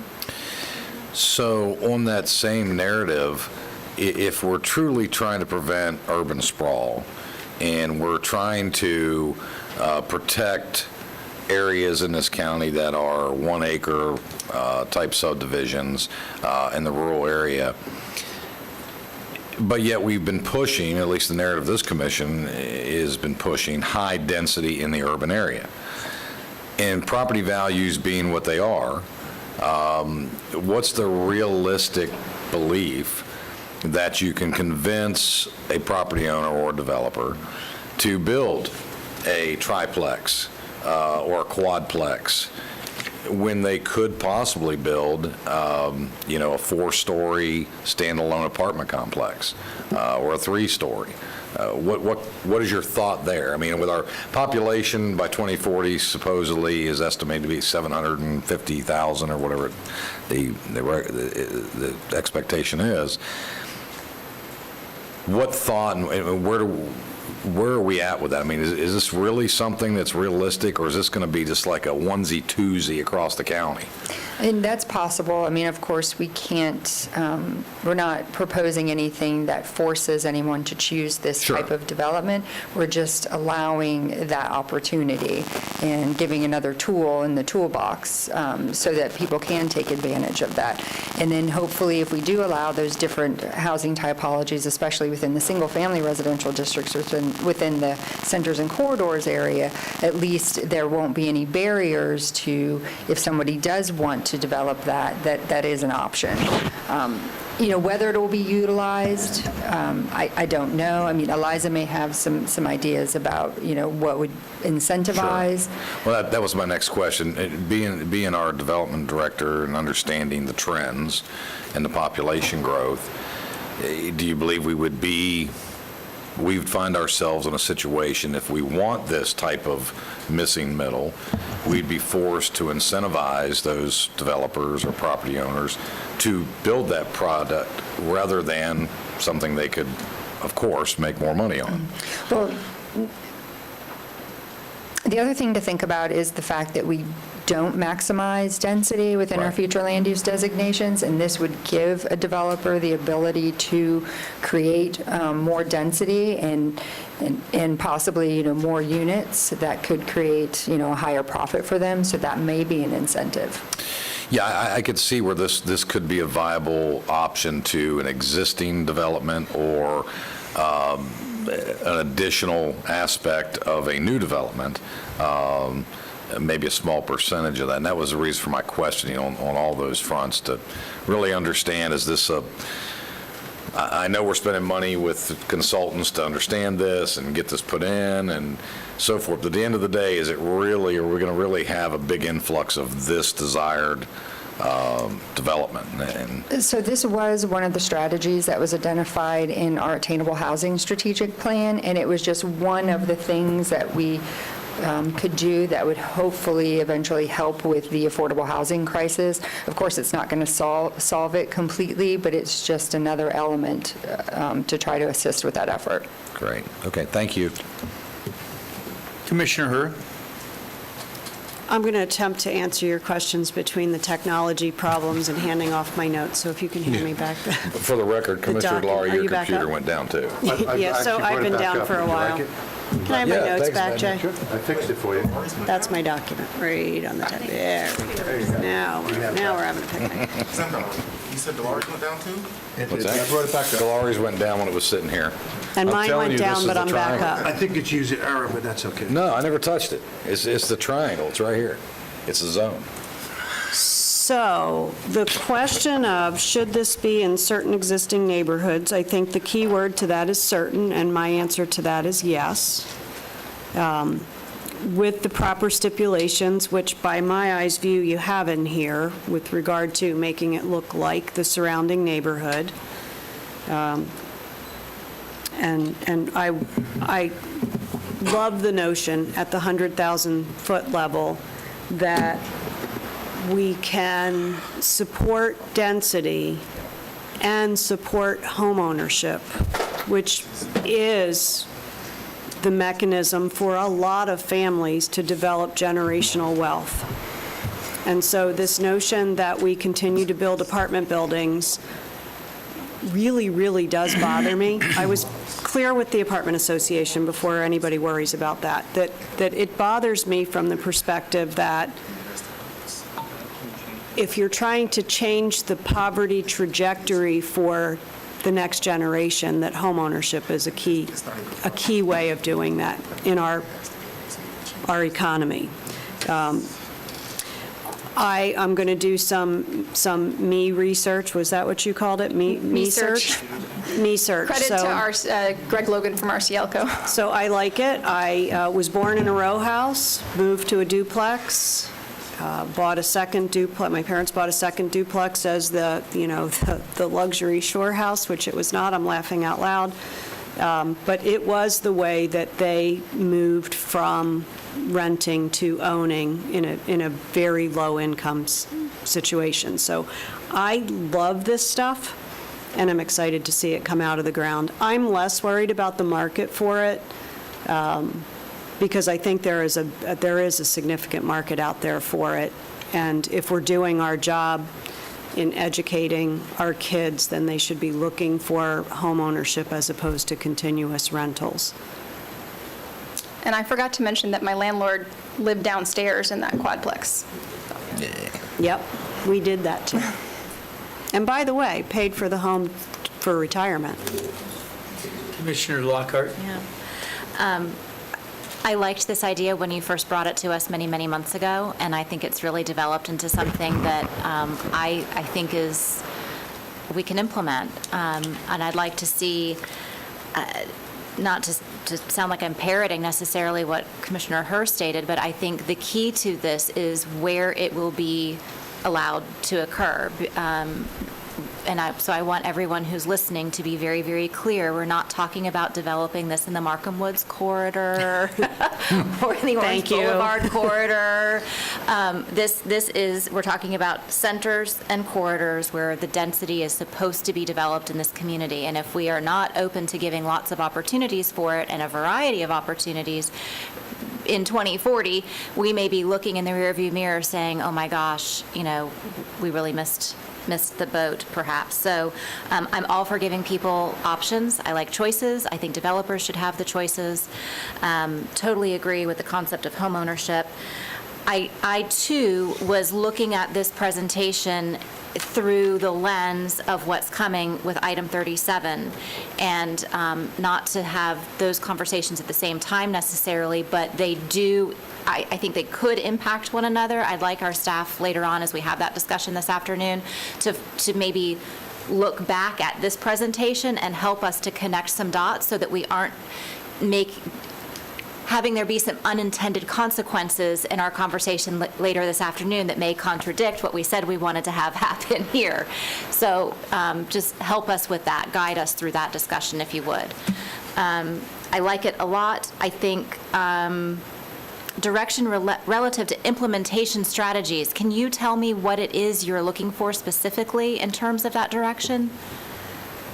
So essentially, we've laid out a strategy here that is gradated where you'd be allowed a couple more typologies in each zone, essentially, with some other limitations. As I mentioned in response to, I think it was Mr. Zembauer, that the R1 is strictly limited to the centers and corridors.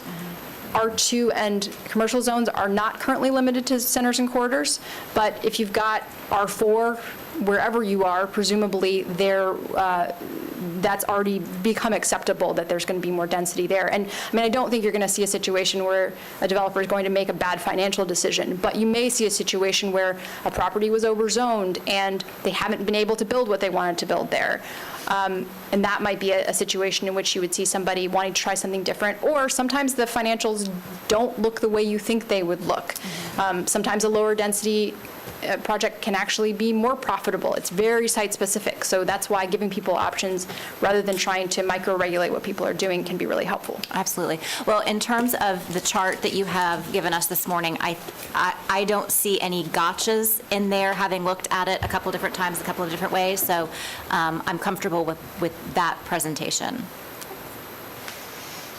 And once again, I think that this is to give us, whatever we have brought forward here in this land development code as we've gone through these discussions, I don't think is going to be the preeminent development that's going to occur. I think these are all tools that we are putting together, all opportunities. If 3 or 4 of these happen in Seminole County, it's nice. It's not just something that we're, okay, this is how we're going to go from now on. But this has a place, and this has, I think, is a very important part of the mix that we're looking forward to. And I personally, looking at the two, I don't see this as in opposition to what we've done. In fact, we're giving direction and opportunity for people to have more flexibility when they're coming in and bringing in development. So with that, I just wanted to ask, have we answered all your questions? You asked some questions specifically. Is there guidance that you still need, you and Ms. Hammack, before we end this aspect of our discussion? I think the fundamental question, if the consensus is with what Commissioner Lockhart said, is this chart okay? And if you want me to walk you through this chart in a different way, I can do that. But if you guys are comfortable with it, then that's wonderful. Does anybody have concerns or questions about this chart? My biggest issue is, like I said earlier, where are we putting these? Where are the zones? I want to make sure that we're not picking apart our industrial lands or our catalyst areas. Is that there? I think I said that a little bit earlier. When she does that. So could I explore yes, go that ahead. a Yeah, and I little would bit? like to, too, after Yeah, Commissioner Lockhart. go ahead. Yeah, so I want to make sure I understand what you mean by that specifically, to protect the catalyst sites, because I feel like this could be a component of some of those catalyst I sites. understand that. It could be a component, but I don't want someone to go to a catalyst site and say, okay, now we're doing all of this. Well, it's limited to 5 acres, correct, is what you're It's proposing? limited to 5 acres of any single typology. So they could not go in and build, but they could build multiple typologies. But That's my certainly point. there could. That's my point. If you Sure. start splitting up a catalyst site to mini sites, to make one big site, I just want to make sure we're protecting them. And we could certainly add standards that limit how much of a site, under certain circumstances, you could do as this at all, if that makes sense. We haven't gotten into that geographical detail, certainly. So to that point, I want to make sure, I know Oxford Road transects Commissioner Delarie's in my district. Doesn't matter where it And Flea World site is in my district, but now. those are well, yeah. For the next, Yeah, for the next half hour? So I would want to make sure that this product would be eligible for a portion of those sites. I think these are viable products for those sites. And to Commissioner Delarie's point, not a big portion, but a portion of, to allow that type of housing component to be in those areas. It may be 2%, 1%, 5%, not a majority share, of course, in my mind. So I want to make sure that we're clear on that, to have those options. Go So ahead, if it's Rebecca, you okay- might be Yeah. adding what I'm. Yes, if it's okay, Chairman, can I just make some Yes, please, clarification? go ahead. So with regards to the former Flea World site, it is a planned development, and so there isn't a current development order. Understood. And in order to amend anything, any existing entitlements, it does have to go through the planned development process. And staff does agree that that particular site does need to be a mixed-use site and not 100% residential, as it is approved now. So we wouldn't want to see that entitlement go away. And then with regard to Oxford, we do have the Oxford overlay, which controls the land uses for that overlay. But we may, based on this discussion, we may need to look at that and see if we need to add the addition of missing middle housing within the Oxford overlay. But the Oxford overlay also does require a mix of uses. Yeah, exactly. Thank you. Anything else? Okay. Do you have the direction you need now? I do, and then we have parking garages. Yes, I understand that, but before we go into the garages, I want to open up public hearing. Does anybody want to speak on this specific missing middle? And I see Mr. Humphreys coming up.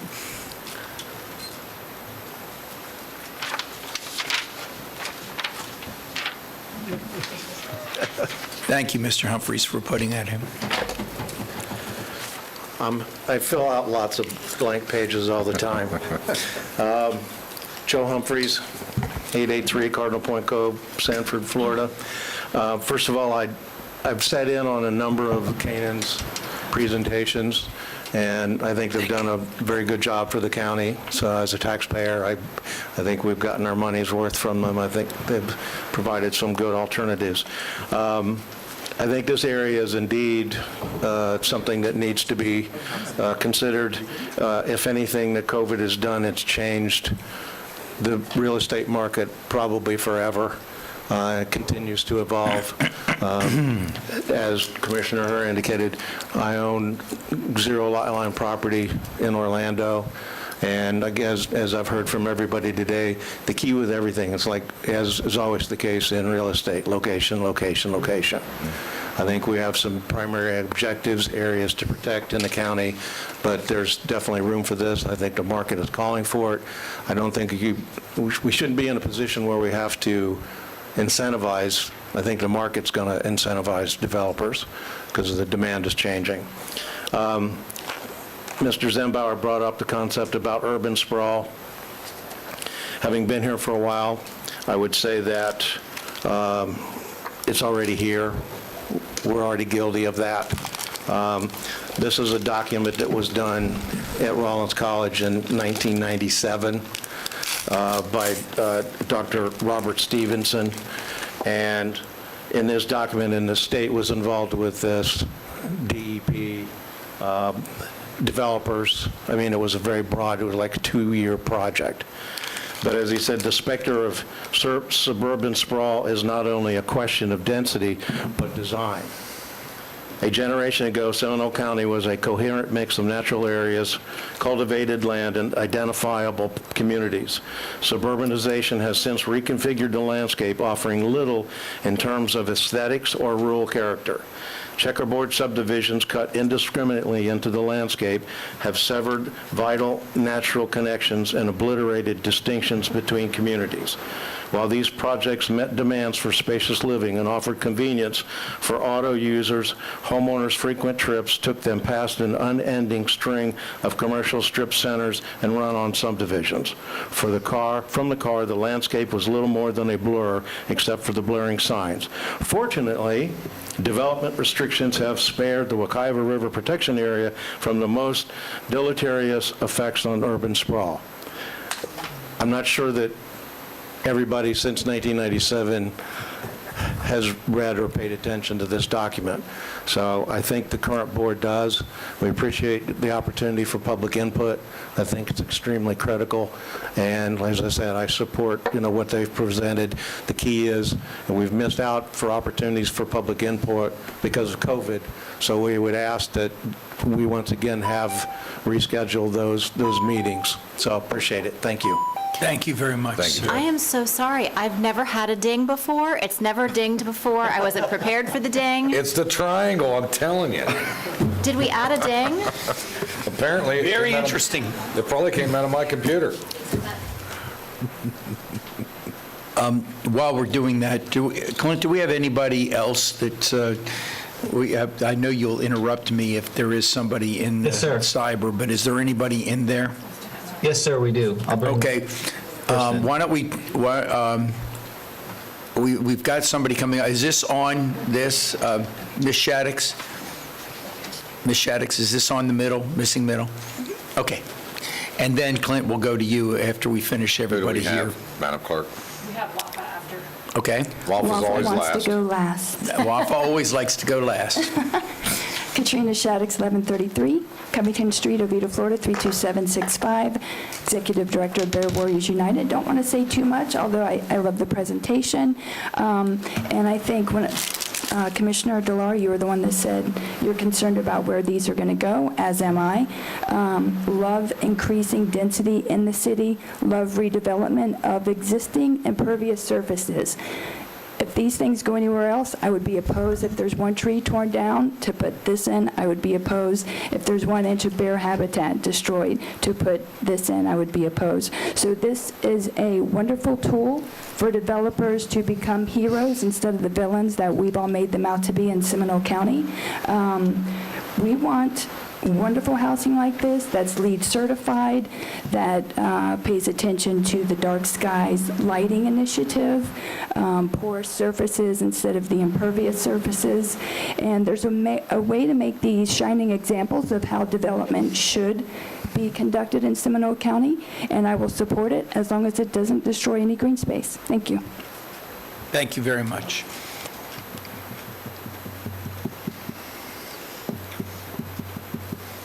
Not only does WAFA like to be last, she likes to have the entrance. I'm not feeling very well, but I'm happy to be here.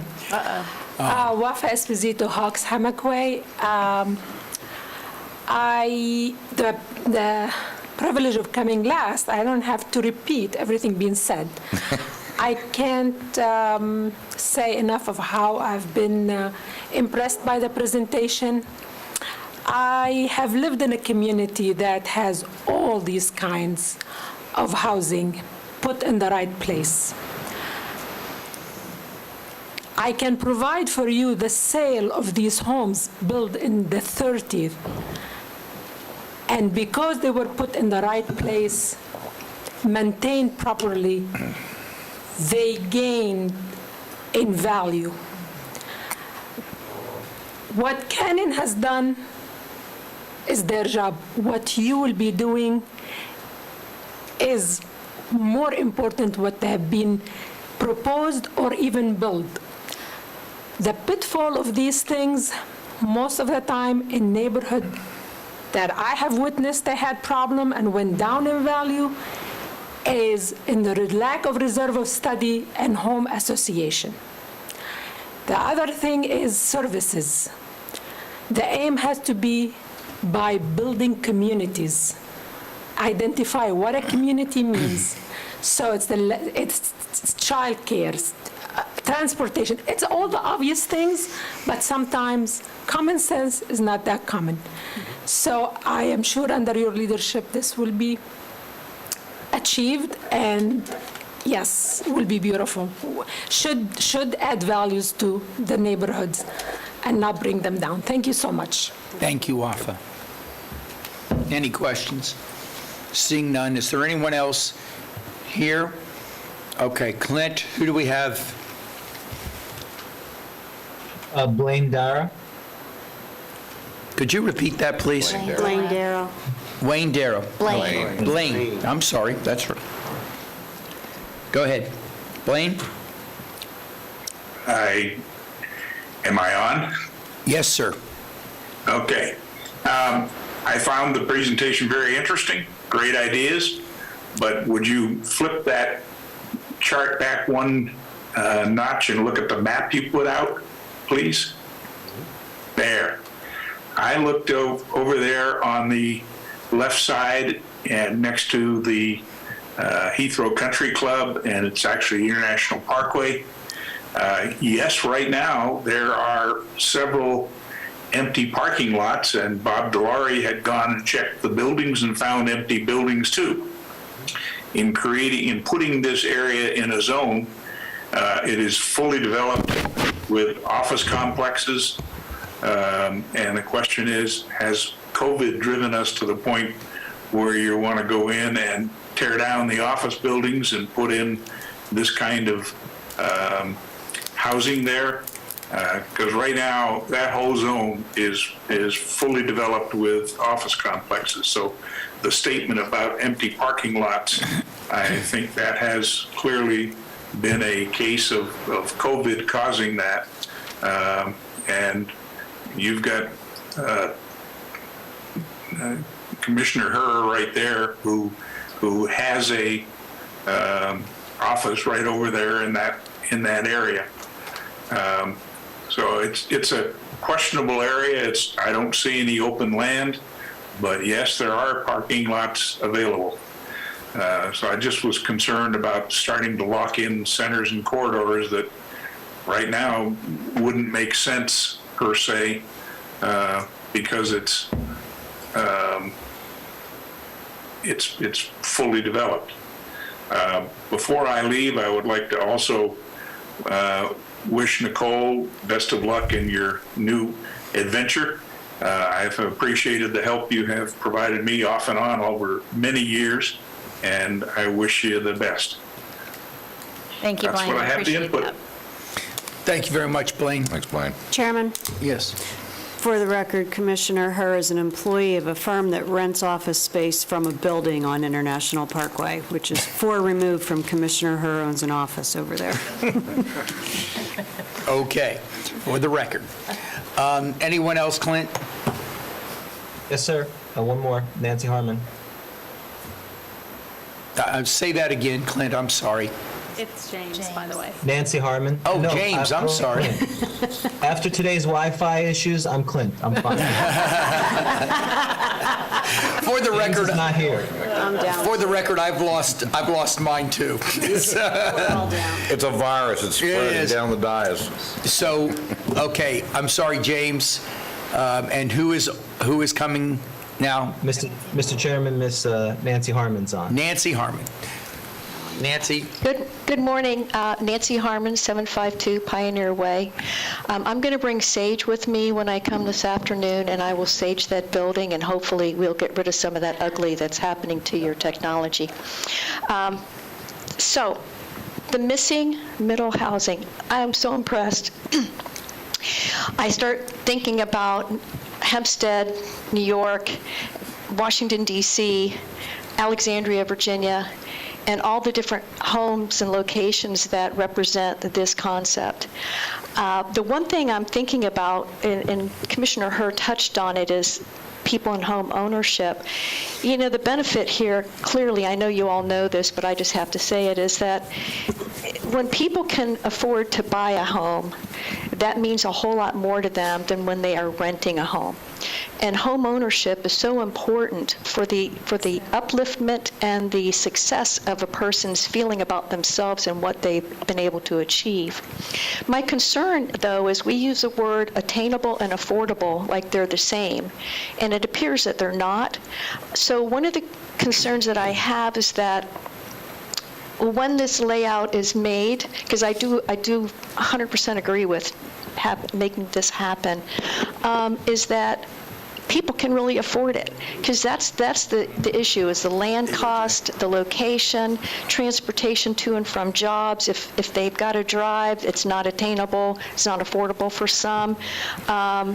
There's all these things that have to go into this mix, which I know you're going to have to look at. There's other areas where you were talking about net density and how this could possibly affect item 37.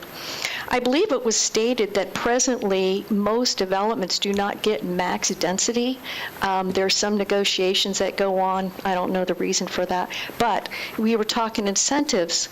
You know, if there's a potential that you could put these kinds of homes, these size of homes, on 5 acres and give the max density that would be allowed for that acreage because they're doing this, that would be incentivized enough, I think, that someone might consider it. But marketing this concept is going to be a big issue, and I think somewhere along the line, Seminole County and the realtors need to get together and start thinking about how to create the concept of a quality lifestyle within a community like Seminole County, where you can have your own little cubby, if you will, and when you step out, you could walk to your job if you wanted to. I just think that's the only way it's going to get moved along and motivated, is to have the dialogue with the realtors, with developers, and try to incentivize somehow to get this done. The other thing, and then I'll end, is looking at this implementation.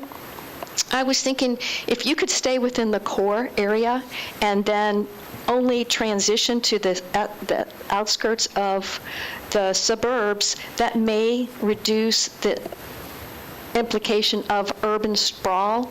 I look on the eastern side here, where I call it eastern, towards Lake Jessup, in Lake Mary Extension there. That's by the airport, and we just did a study, or you're doing a study about how to redevelop that area. That area has potential for redevelopment with this kind of concept, but the problem is there's no transportation and there's no jobs. So as those designs for how that area is being developed with businesses, perhaps that's where this area could really be looked at from the standpoint of how to encourage missing middle housing. Thank you. Again, thank you for what you've done. It's really a wonderful, wonderful effort. Thank you, Nancy. All right, is there anyone else? James? Yes, sir. Cindy Holler, I'll bring her in. Can't hear him. Cindy Holler? Oh. Okay. James, it's almost like you're muted or something, so if you could just, speak up a little bit when you're doing that. But Cindy, go right ahead. Yes, sir.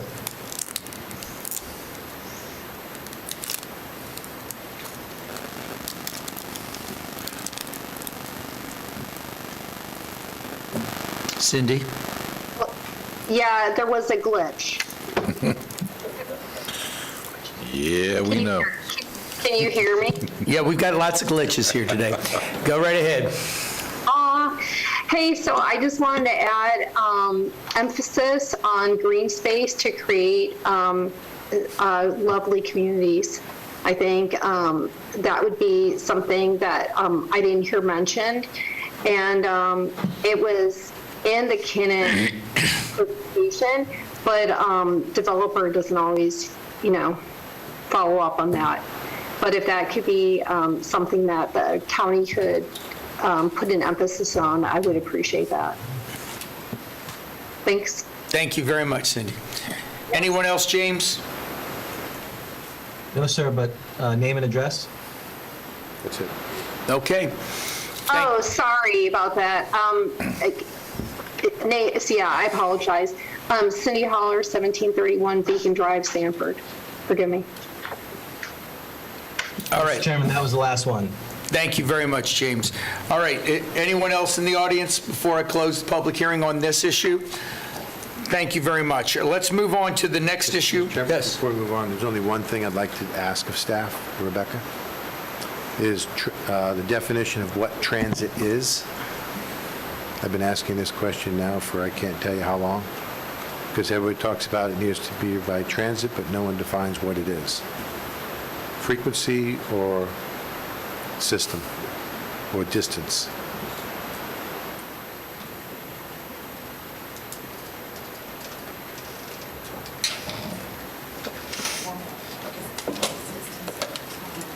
Could be.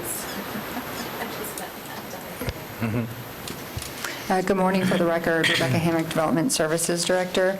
I believe we may have sent out an email previously with some information regarding transit, and we do define it within the comprehensive plan, what it is. I would say it's both. I would say it's the system as well as frequency. It's also about convenience and, trying to, a lot of what happens is we don't have choice riders because of there is no convenience and the issue with the last mile and not having, the walkability from the available transit. So, and in terms of the buses, I think it's the frequency and being able to actually not have a 2-hour trip to where you get to where you need to be. But actually, I'll let Mary speak to that. Her expertise is in transportation planning, and she can probably answer that question better than I can. Mary? For the record, Mary Moskowitz, Planning and Development Services. So when you talk about transit, you talk about, you're right, there's two things. There's the frequency of the headway, and generally a high-frequency system would be one where you wouldn't need a timetable, so I don't have to look and say, oh, when is the bus coming? And that's generally described as a 15-minute headway. So you would see a bus, you wouldn't have to wait more than about 7.5 minutes for your transit to arrive. And then you also talk about the access to the transit, and generally that's considered the how long it takes you to get to your transit stop.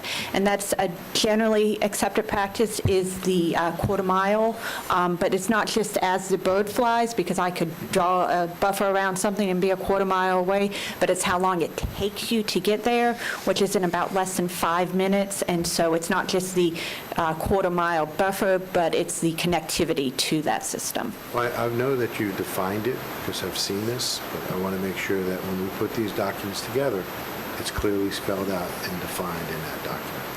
Absolutely, yes. That's what I'm getting at. Okay. Thank you very much. Rebecca, do you want to introduce the next, or do we want to just go straight to candidate? Go right ahead then, please. We're at the parking garage screening, and you said this isn't going to take long, so we're going to trust you on this one. Ultimately, it is up to the will of the commission, but I suspect... Good answer. I suspect That's a very smart answer. Mine will be shorter.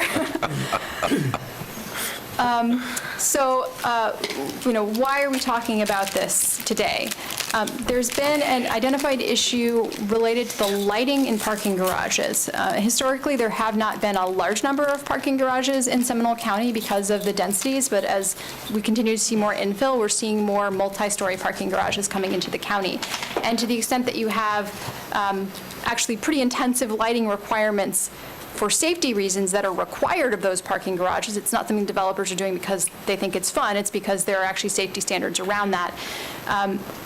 When you have that above ground, people are starting to be able to see that from neighboring properties or from roadways in a way that's distracting, and that's become a concern. There's also, by the way, a need to maintain air circulation in those parking garages because they're full of car fumes. So there's a delicate balance between, you can't just close the walls off because then you would create a significant safety hazard within the garage. So there's a need to balance the need to keep the light in as well as to keep the air coming and going. So we're going to talk about 3 things today: lighting design, screening, and then building design. And that building design piece also has to do with potential to add aesthetic requirements. So in terms of parking design, this is a model that was put together by a lighting company where they've looked at how you can actually design the lights, and there's a lot more flexibility now, particularly with the LED lights coming in, about where you locate lights within the parking garage to achieve that required illumination.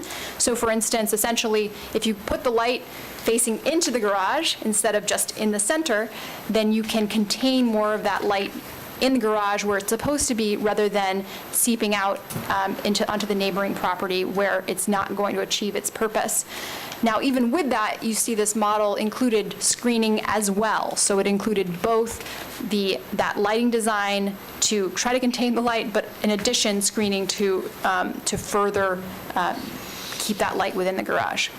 So this is the only model you'll see. But we have some real-life examples from the region of where this is being done. This is an apartment complex in Orlando where they provided some visual screening to help keep that light in. And I'm not going to talk too much about these. They're essentially different ways of screening these garages. This is actually the one I'm going to talk a little bit more about. This is intended to be a landscape screening. That grid is supposed to have wonderful foliage growing on it.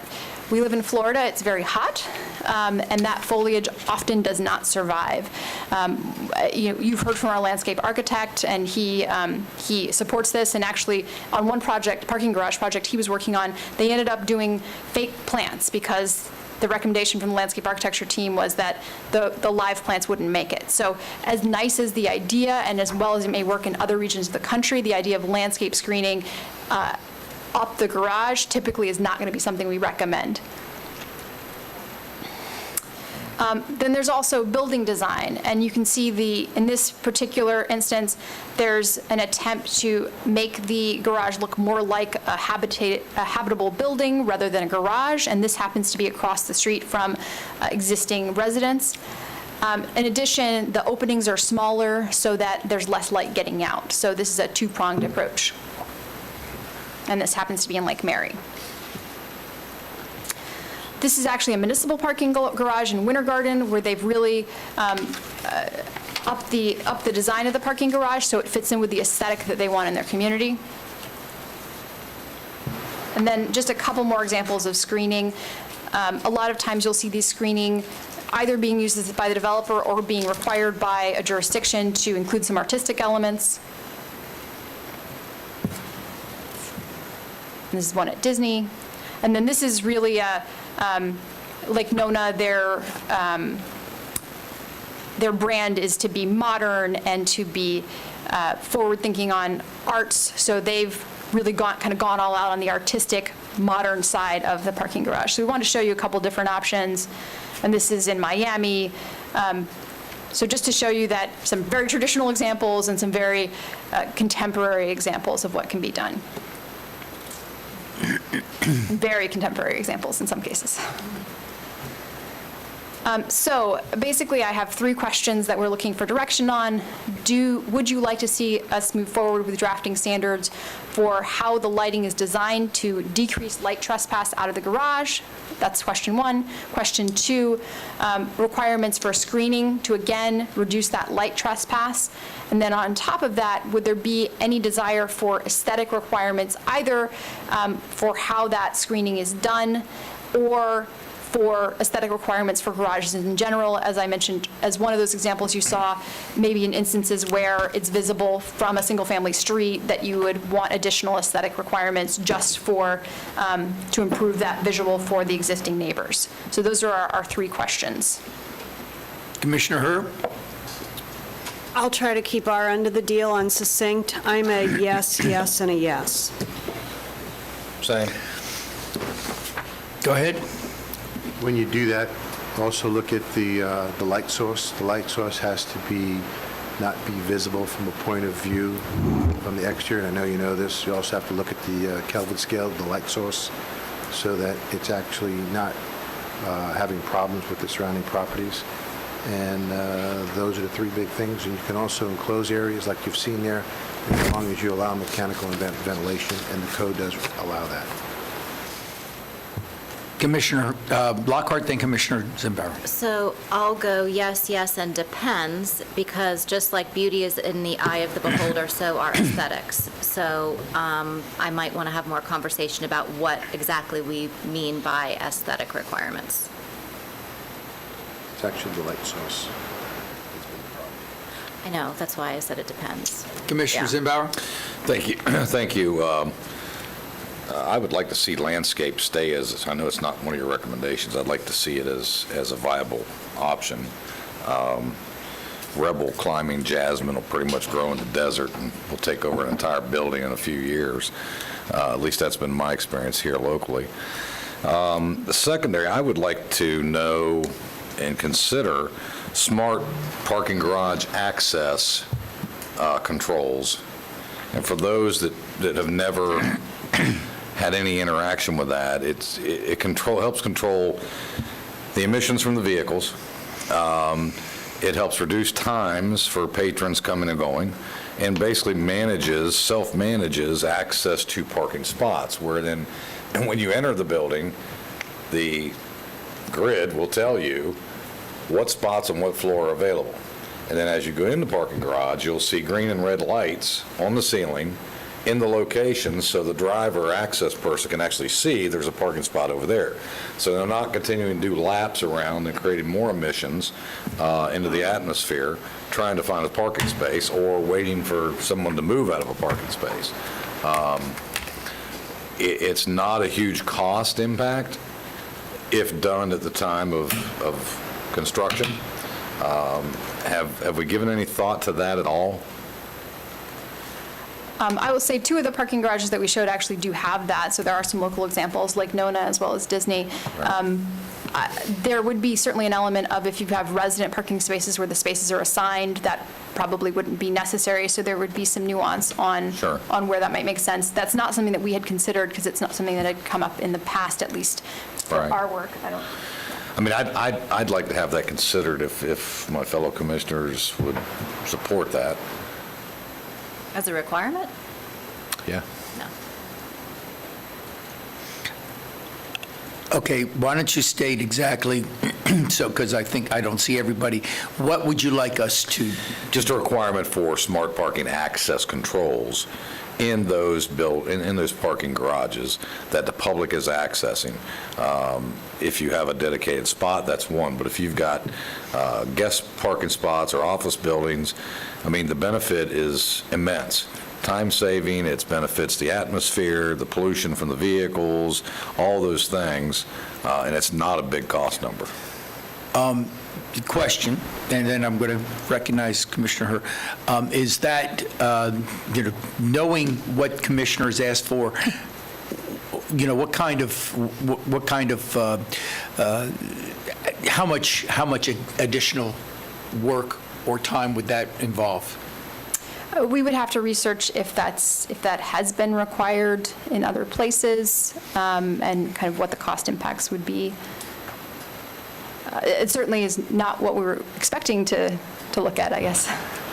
In the interest of time, I'll drop that requirement. We'll deal with it. I mean, I don't mind, I, for one, would not mind them bringing back something of information about it, because I think that is really the question here. We don't have enough information to make a full decision, and I'd like to at least know, and I'm not talking about a full-blown, investigation, I'm just saying, what that would entail.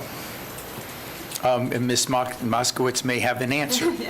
So I think there's 2 points of discussion here. So we are looking at land development regulations, and certainly, I mean, we can codify and say that this smart technology is required, but then it becomes the actual implementation of it. And so certainly our staff is not experts on how to implement this type of technology. So it would rely heavily on the implementer to do that. So I think we can certainly research and look at the codification and see if it is something that other jurisdictions have required, but then also looking at the implementation, what would be required to make sure that, yes, we're saying you need to do this, then how do we verify that that's actually been done? So it would be the 2 steps of research required. Okay, I think Commissioner Herr, then Commissioner Delory, and then I just have something. Go ahead, Commissioner Herr. So I would just point out, we probably should put our money where our mouth is, and if we're building a garage in 5 Points that doesn't have this, we sure shouldn't regulate it. So there's my heads up on that thought. If we're talking about commercial only, meaning, so there's a definition of public. The public is an apartment resident. To me, the apartment resident doesn't need a red and green light system to figure out where to park, because nature will take place, and they'll park where they park, because you're in there every day. Different from a commercial application such as downtown Winter Park, where you are circling the garages. So I appreciate that you would drop it in the order of advancement, and then if we get to learn more, that's great. And we should probably put it in 5 Points, at least in terms of a discussion, if that's an interest. Mr. Chairman? Yes. So, Mary, when you do your research, you might want to find out if there's an actual number, there's a threshold, depending upon the size of the parking garage, then that's when they look into it. Yeah, absolutely. And I think, too, some of it's market-driven as well. So I think, as Commissioner Herr pointed out. And then with 5 Points, I believe it's not being put in, but it has the ability to go there. They're actually putting conduits in for it. So we're going to leave that particular part in, that we're just going to do a little bit more examination and bring some information back. Is there anything else that is needed on this? I think you've got the yes, maybe. Depends. Yes, depends. Is there anything else you need? If there's a desire to move forward with the aesthetic piece, I think it would be helpful to get a sense of what the commission thinks would be positive from an aesthetic standpoint. Is it kind of basic standards, making sure the screening is acceptable, or is it, the kind of downtown Winter Garden example where all parking garages should have a traditional aesthetic? Is it something that would have a design review? What level of intensity of aesthetic review would the commission desire? Anybody want a shot at that? Commissioner Zimbauer. Well, if we're going to use 5 points as the bar, I'd say you better scrap all that. I mean, that's just as straight up honest as I can be. I mean, because what you got at 5 points is nothing but a daggone monolithic, pre-stressed built parking garage. Nobody will have any confusion what the building is. But I think that ship has sailed of our ability to do anything with the 5 Points project at this just juncture from a design aspect. So if that's the bar we're going to use, I think you scrap the whole idea. Commissioner Lockhart? So to expand on that piece, the design may be done, but if there is an opportunity for screening, is that not something that we could add? Is that? Rebel Jasmine you could add, I could tell you that. We can look at that. I will point out that the 5 Points garage is in the middle of the 5 Points complex, and the adjacent neighbors are other other Seminole County facilities for the most part. So I think your focus on screening and particularly lighting, which was the topic here, is going to be, example, parking garage on International Parkway that other people see. That particular, we'd be screening the garage from ourselves, in effect, at 5 Points. But we can still look at options to, if there is an interest in upping the aesthetics, or maybe some things we can do. Landscaping might be an option. Well, and I think that's such a valid point, is that anyone who might be building a parking garage, it's going to be different so college is talking about building a parking garage. Thinking about that, will it be internal to the development? Will it be adjacent to the multifamily housing? Will it be, how? And so I feel uncomfortable making a blanket requirement that's aesthetics, again, when what may be aesthetically pleasing to you is not going to be aesthetically pleasing to you. I almost feel like that's getting too much in the weeds. I think the lighting needs to be addressed for sure. A significant issue with the lighting. What about if you had some facade that That's aesthetics. blends in with the surrounding as far as a design requirement versus an industrial, commercial, plain concrete parking garage that's surrounded by concrete commercial buildings with no real design? I think the problem is we're struggling because none of us are aesthetic engineers, if you will. And you're asking us to make a determination up here, and what Commissioner Lockhart has said is one person's beauty is another person's ugliness, if you will.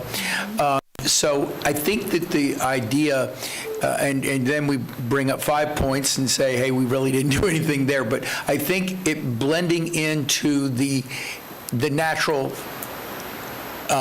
environment of the development, such as you pointed out with Winter Garden. Winter Garden in that parking lot was aesthetically pleasing because it was blended in with the rest of the buildings as they were. So I don't think any of us really want to sit there and say, this is what it should be. I think that we need to say that we want something that will blend into the natural development of the projects. Would that be fair to say? Within reason. Within reason. But what I wouldn't, and I guess what I need clarification from staff is, lacking any requirements for parking garages, if you were to have, and let's just take by example, if it was going to be Oxford Road, and there was a certain type of development there that had a certain facade and a certain design, and the developer wanted to plop in the middle of it just a plain concrete pre-stressed, Big ugly. big square piece of concrete, would we be prevented from requiring any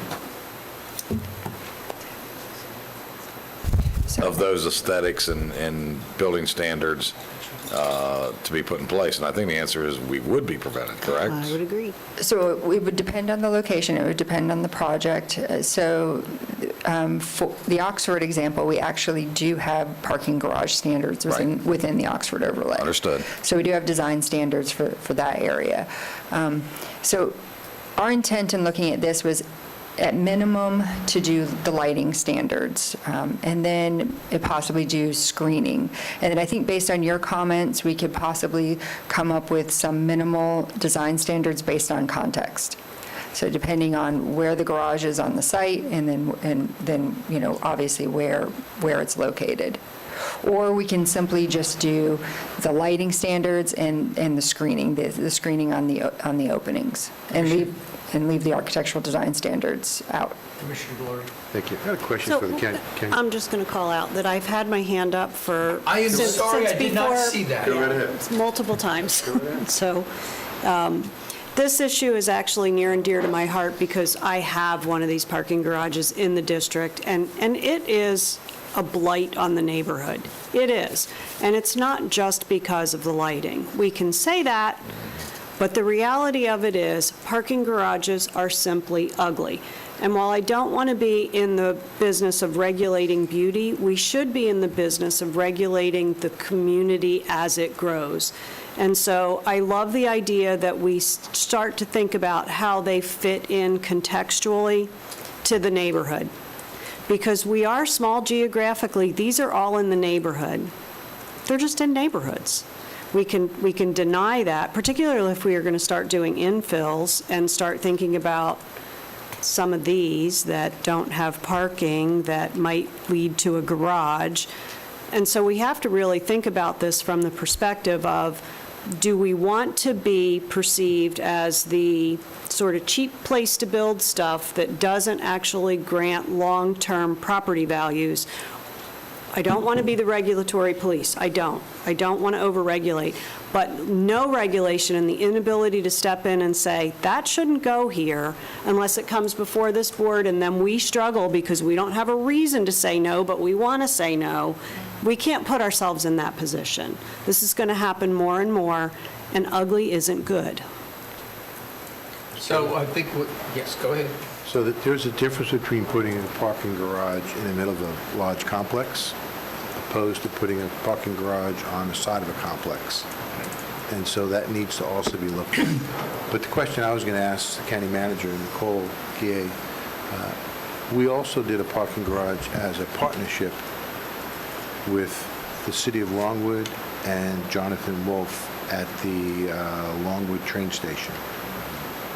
And there was some design standards there, from what I remember, but I can't tell you what they were, because it was too many years ago.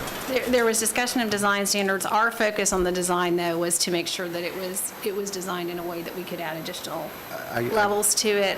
We could put 2 more decks onto it. I think you might be thinking about, we had more discussion about the design of the actual apartment complex that was associated with it, and there was discussion about correct. whether or not we were going to have retail on the bottom and things like that. So I think that was really the crux of the discussion there.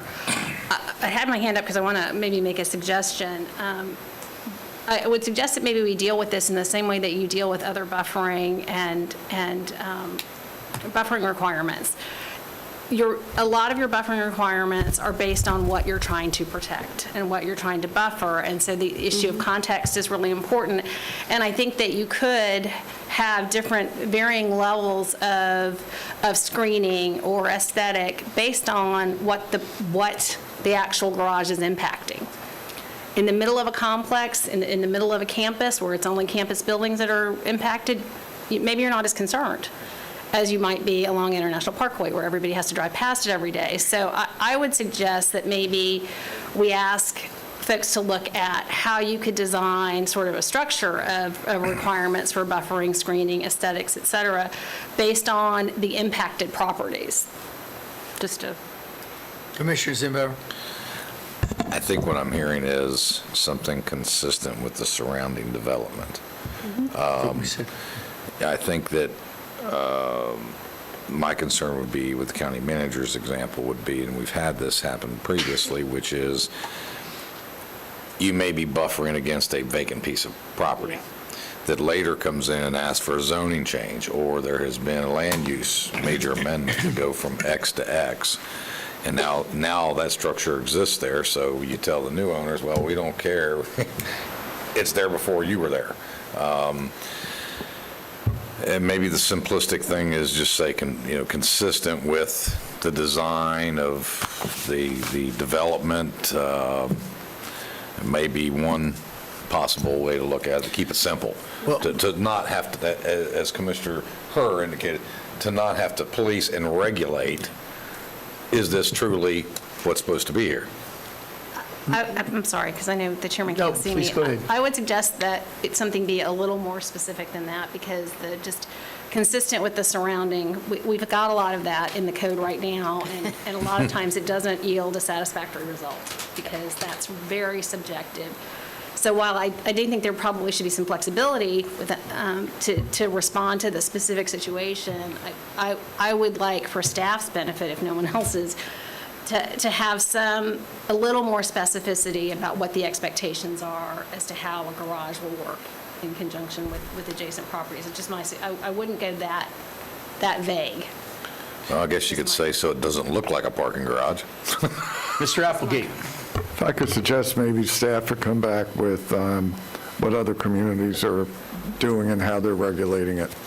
So give us some examples to look at that would fit into your goals. Well, with the discussion that we've had with Commissioner Zimbauer, Commissioner Herr, and of course the county manager, I think that we at least have a direction that we can start working on, correct? Ms. Hammack, and bring it back to us. And yes, part of that would be to be looking at other communities and what they're doing. And Commissioner Herr, if you could, this is in the way, so just raise your hand a little bit higher. Thank you very much. Appreciate it. Anything else right now on this? Public hearing, open up public for this concerning the parking garages. Come on up, whoever is going to speak on this, please. Bring your sheet. Do I need a separate sheet since I spoke on the same Yeah. agenda? Yes. No. You. Okay. Thank you. No. Come on up. Item 2. Our clerk says no. Thank you. Katrina Shaddix, 1133 Covington Street, Oviedo, Florida, 32765, Executive Director, Bear Warriors United. And instead of speaking about what each one of us considers as aesthetically pleasing, we need to choose the environmentally responsible aesthetic choice. And if we're going to make it compatible with existing buildings, we know a lot of us are very unhappy with the sprawl look that has been created in Seminole County, so we need to keep this as environmentally responsible as possible. I do support parking garages as they create a lot less impervious surfaces than the sprawling massive parking lots that we have now. One of the environmentally responsible choices for parking lots would to have that lighting installed that is compatible with the Dark Skies Initiative, and those details can be found at www.darksky.org. And the Dark Sky Movement is a campaign to reduce light pollution, which has had serious environmental consequences for humans, wildlife, and our climate. Second thing I would love to see on these parking garages is solar powered. On top, obviously, that powers car charging stations. I'm hoping that car charging stations are included in all new parking garages. And I think the natural landscaping is definitely imperative for Seminole County parking garages for 3 reasons. 1, we need to stay on brand as Florida's natural choice. 2, to have trees and plants close by to absorb the carbon emitted by the cars in the parking garages. And 3 is to contribute much needed shade and temperature reduction. And that's all. Thank you. Thank you very much. All good suggestions, and in our research, let's take a look at those things. Joe? Joe Humphreys, 883 Cardinal Point Cove, Sanford, Florida. I think this has been, again, a good discussion. I certainly, living in Commissioner Herr's district, I concur with her observations, as I've heard from lots of my friends and neighbors. So whatever we can do going forward to try to mitigate that would be a lovely idea. I agree with Commissioner Zembauer's idea of smart parking. I think that's the direction to go. I've used those systems. It's good for the environment. It's good for your mental health. It helps increase efficiency with business. If you want to find out more, and I sent you a link, Mr. Zembauer, but smartparking.com. And there's a bunch of examples there of how the systems work. There's other locations literally from around the world, buildings, engineering designs. And yes, you actually can create parking garages that don't look like parking garages because you will find some examples there. Let's set the tone, as Governor DeSantis said recently, as goes Seminole, goes Florida. So let's be the leaders. Let's do something really unique because that's what we have as a county. So thank you. Thank you, Joe. Anyone else? And James, anybody out there? Yeah, one more. Yeah, come on in, Wafa, but she likes to be last. So I have to say the least. You came with Wafa Esposito, 5040 Hawks Hammock Way. You came with the questions and the answers. It's definitely, we'll be proud when those new buildings will come with that kind of environmentally friendly and pleasant aesthetic. Mr. Dolari, you have actually said something about a parking lot of maybe Amtrak or something, where they had to work out a design to fit into the surrounding. That happened also in the town I lived in, and it was a cost to the city, but it was something that the citizenry had opted for. They did not want those commercial look, and it looks like an apartment building, but it's parking, and right now it's a smart parking. So yes. There's different definitions of smart parking depending upon your geographic and your density. Yes, definitely. This has been rehabbed now. This happened 30 years ago, but it was to a cost, to the town where, my understanding, New Jersey Transit only provides, for example, certain buildings, and then if the community would want to, they'll have to, fit it into them at their cost. So I'm just saying, it's just to build better communities all the time. Thank you. Thank you, Wafa. James, anybody out there?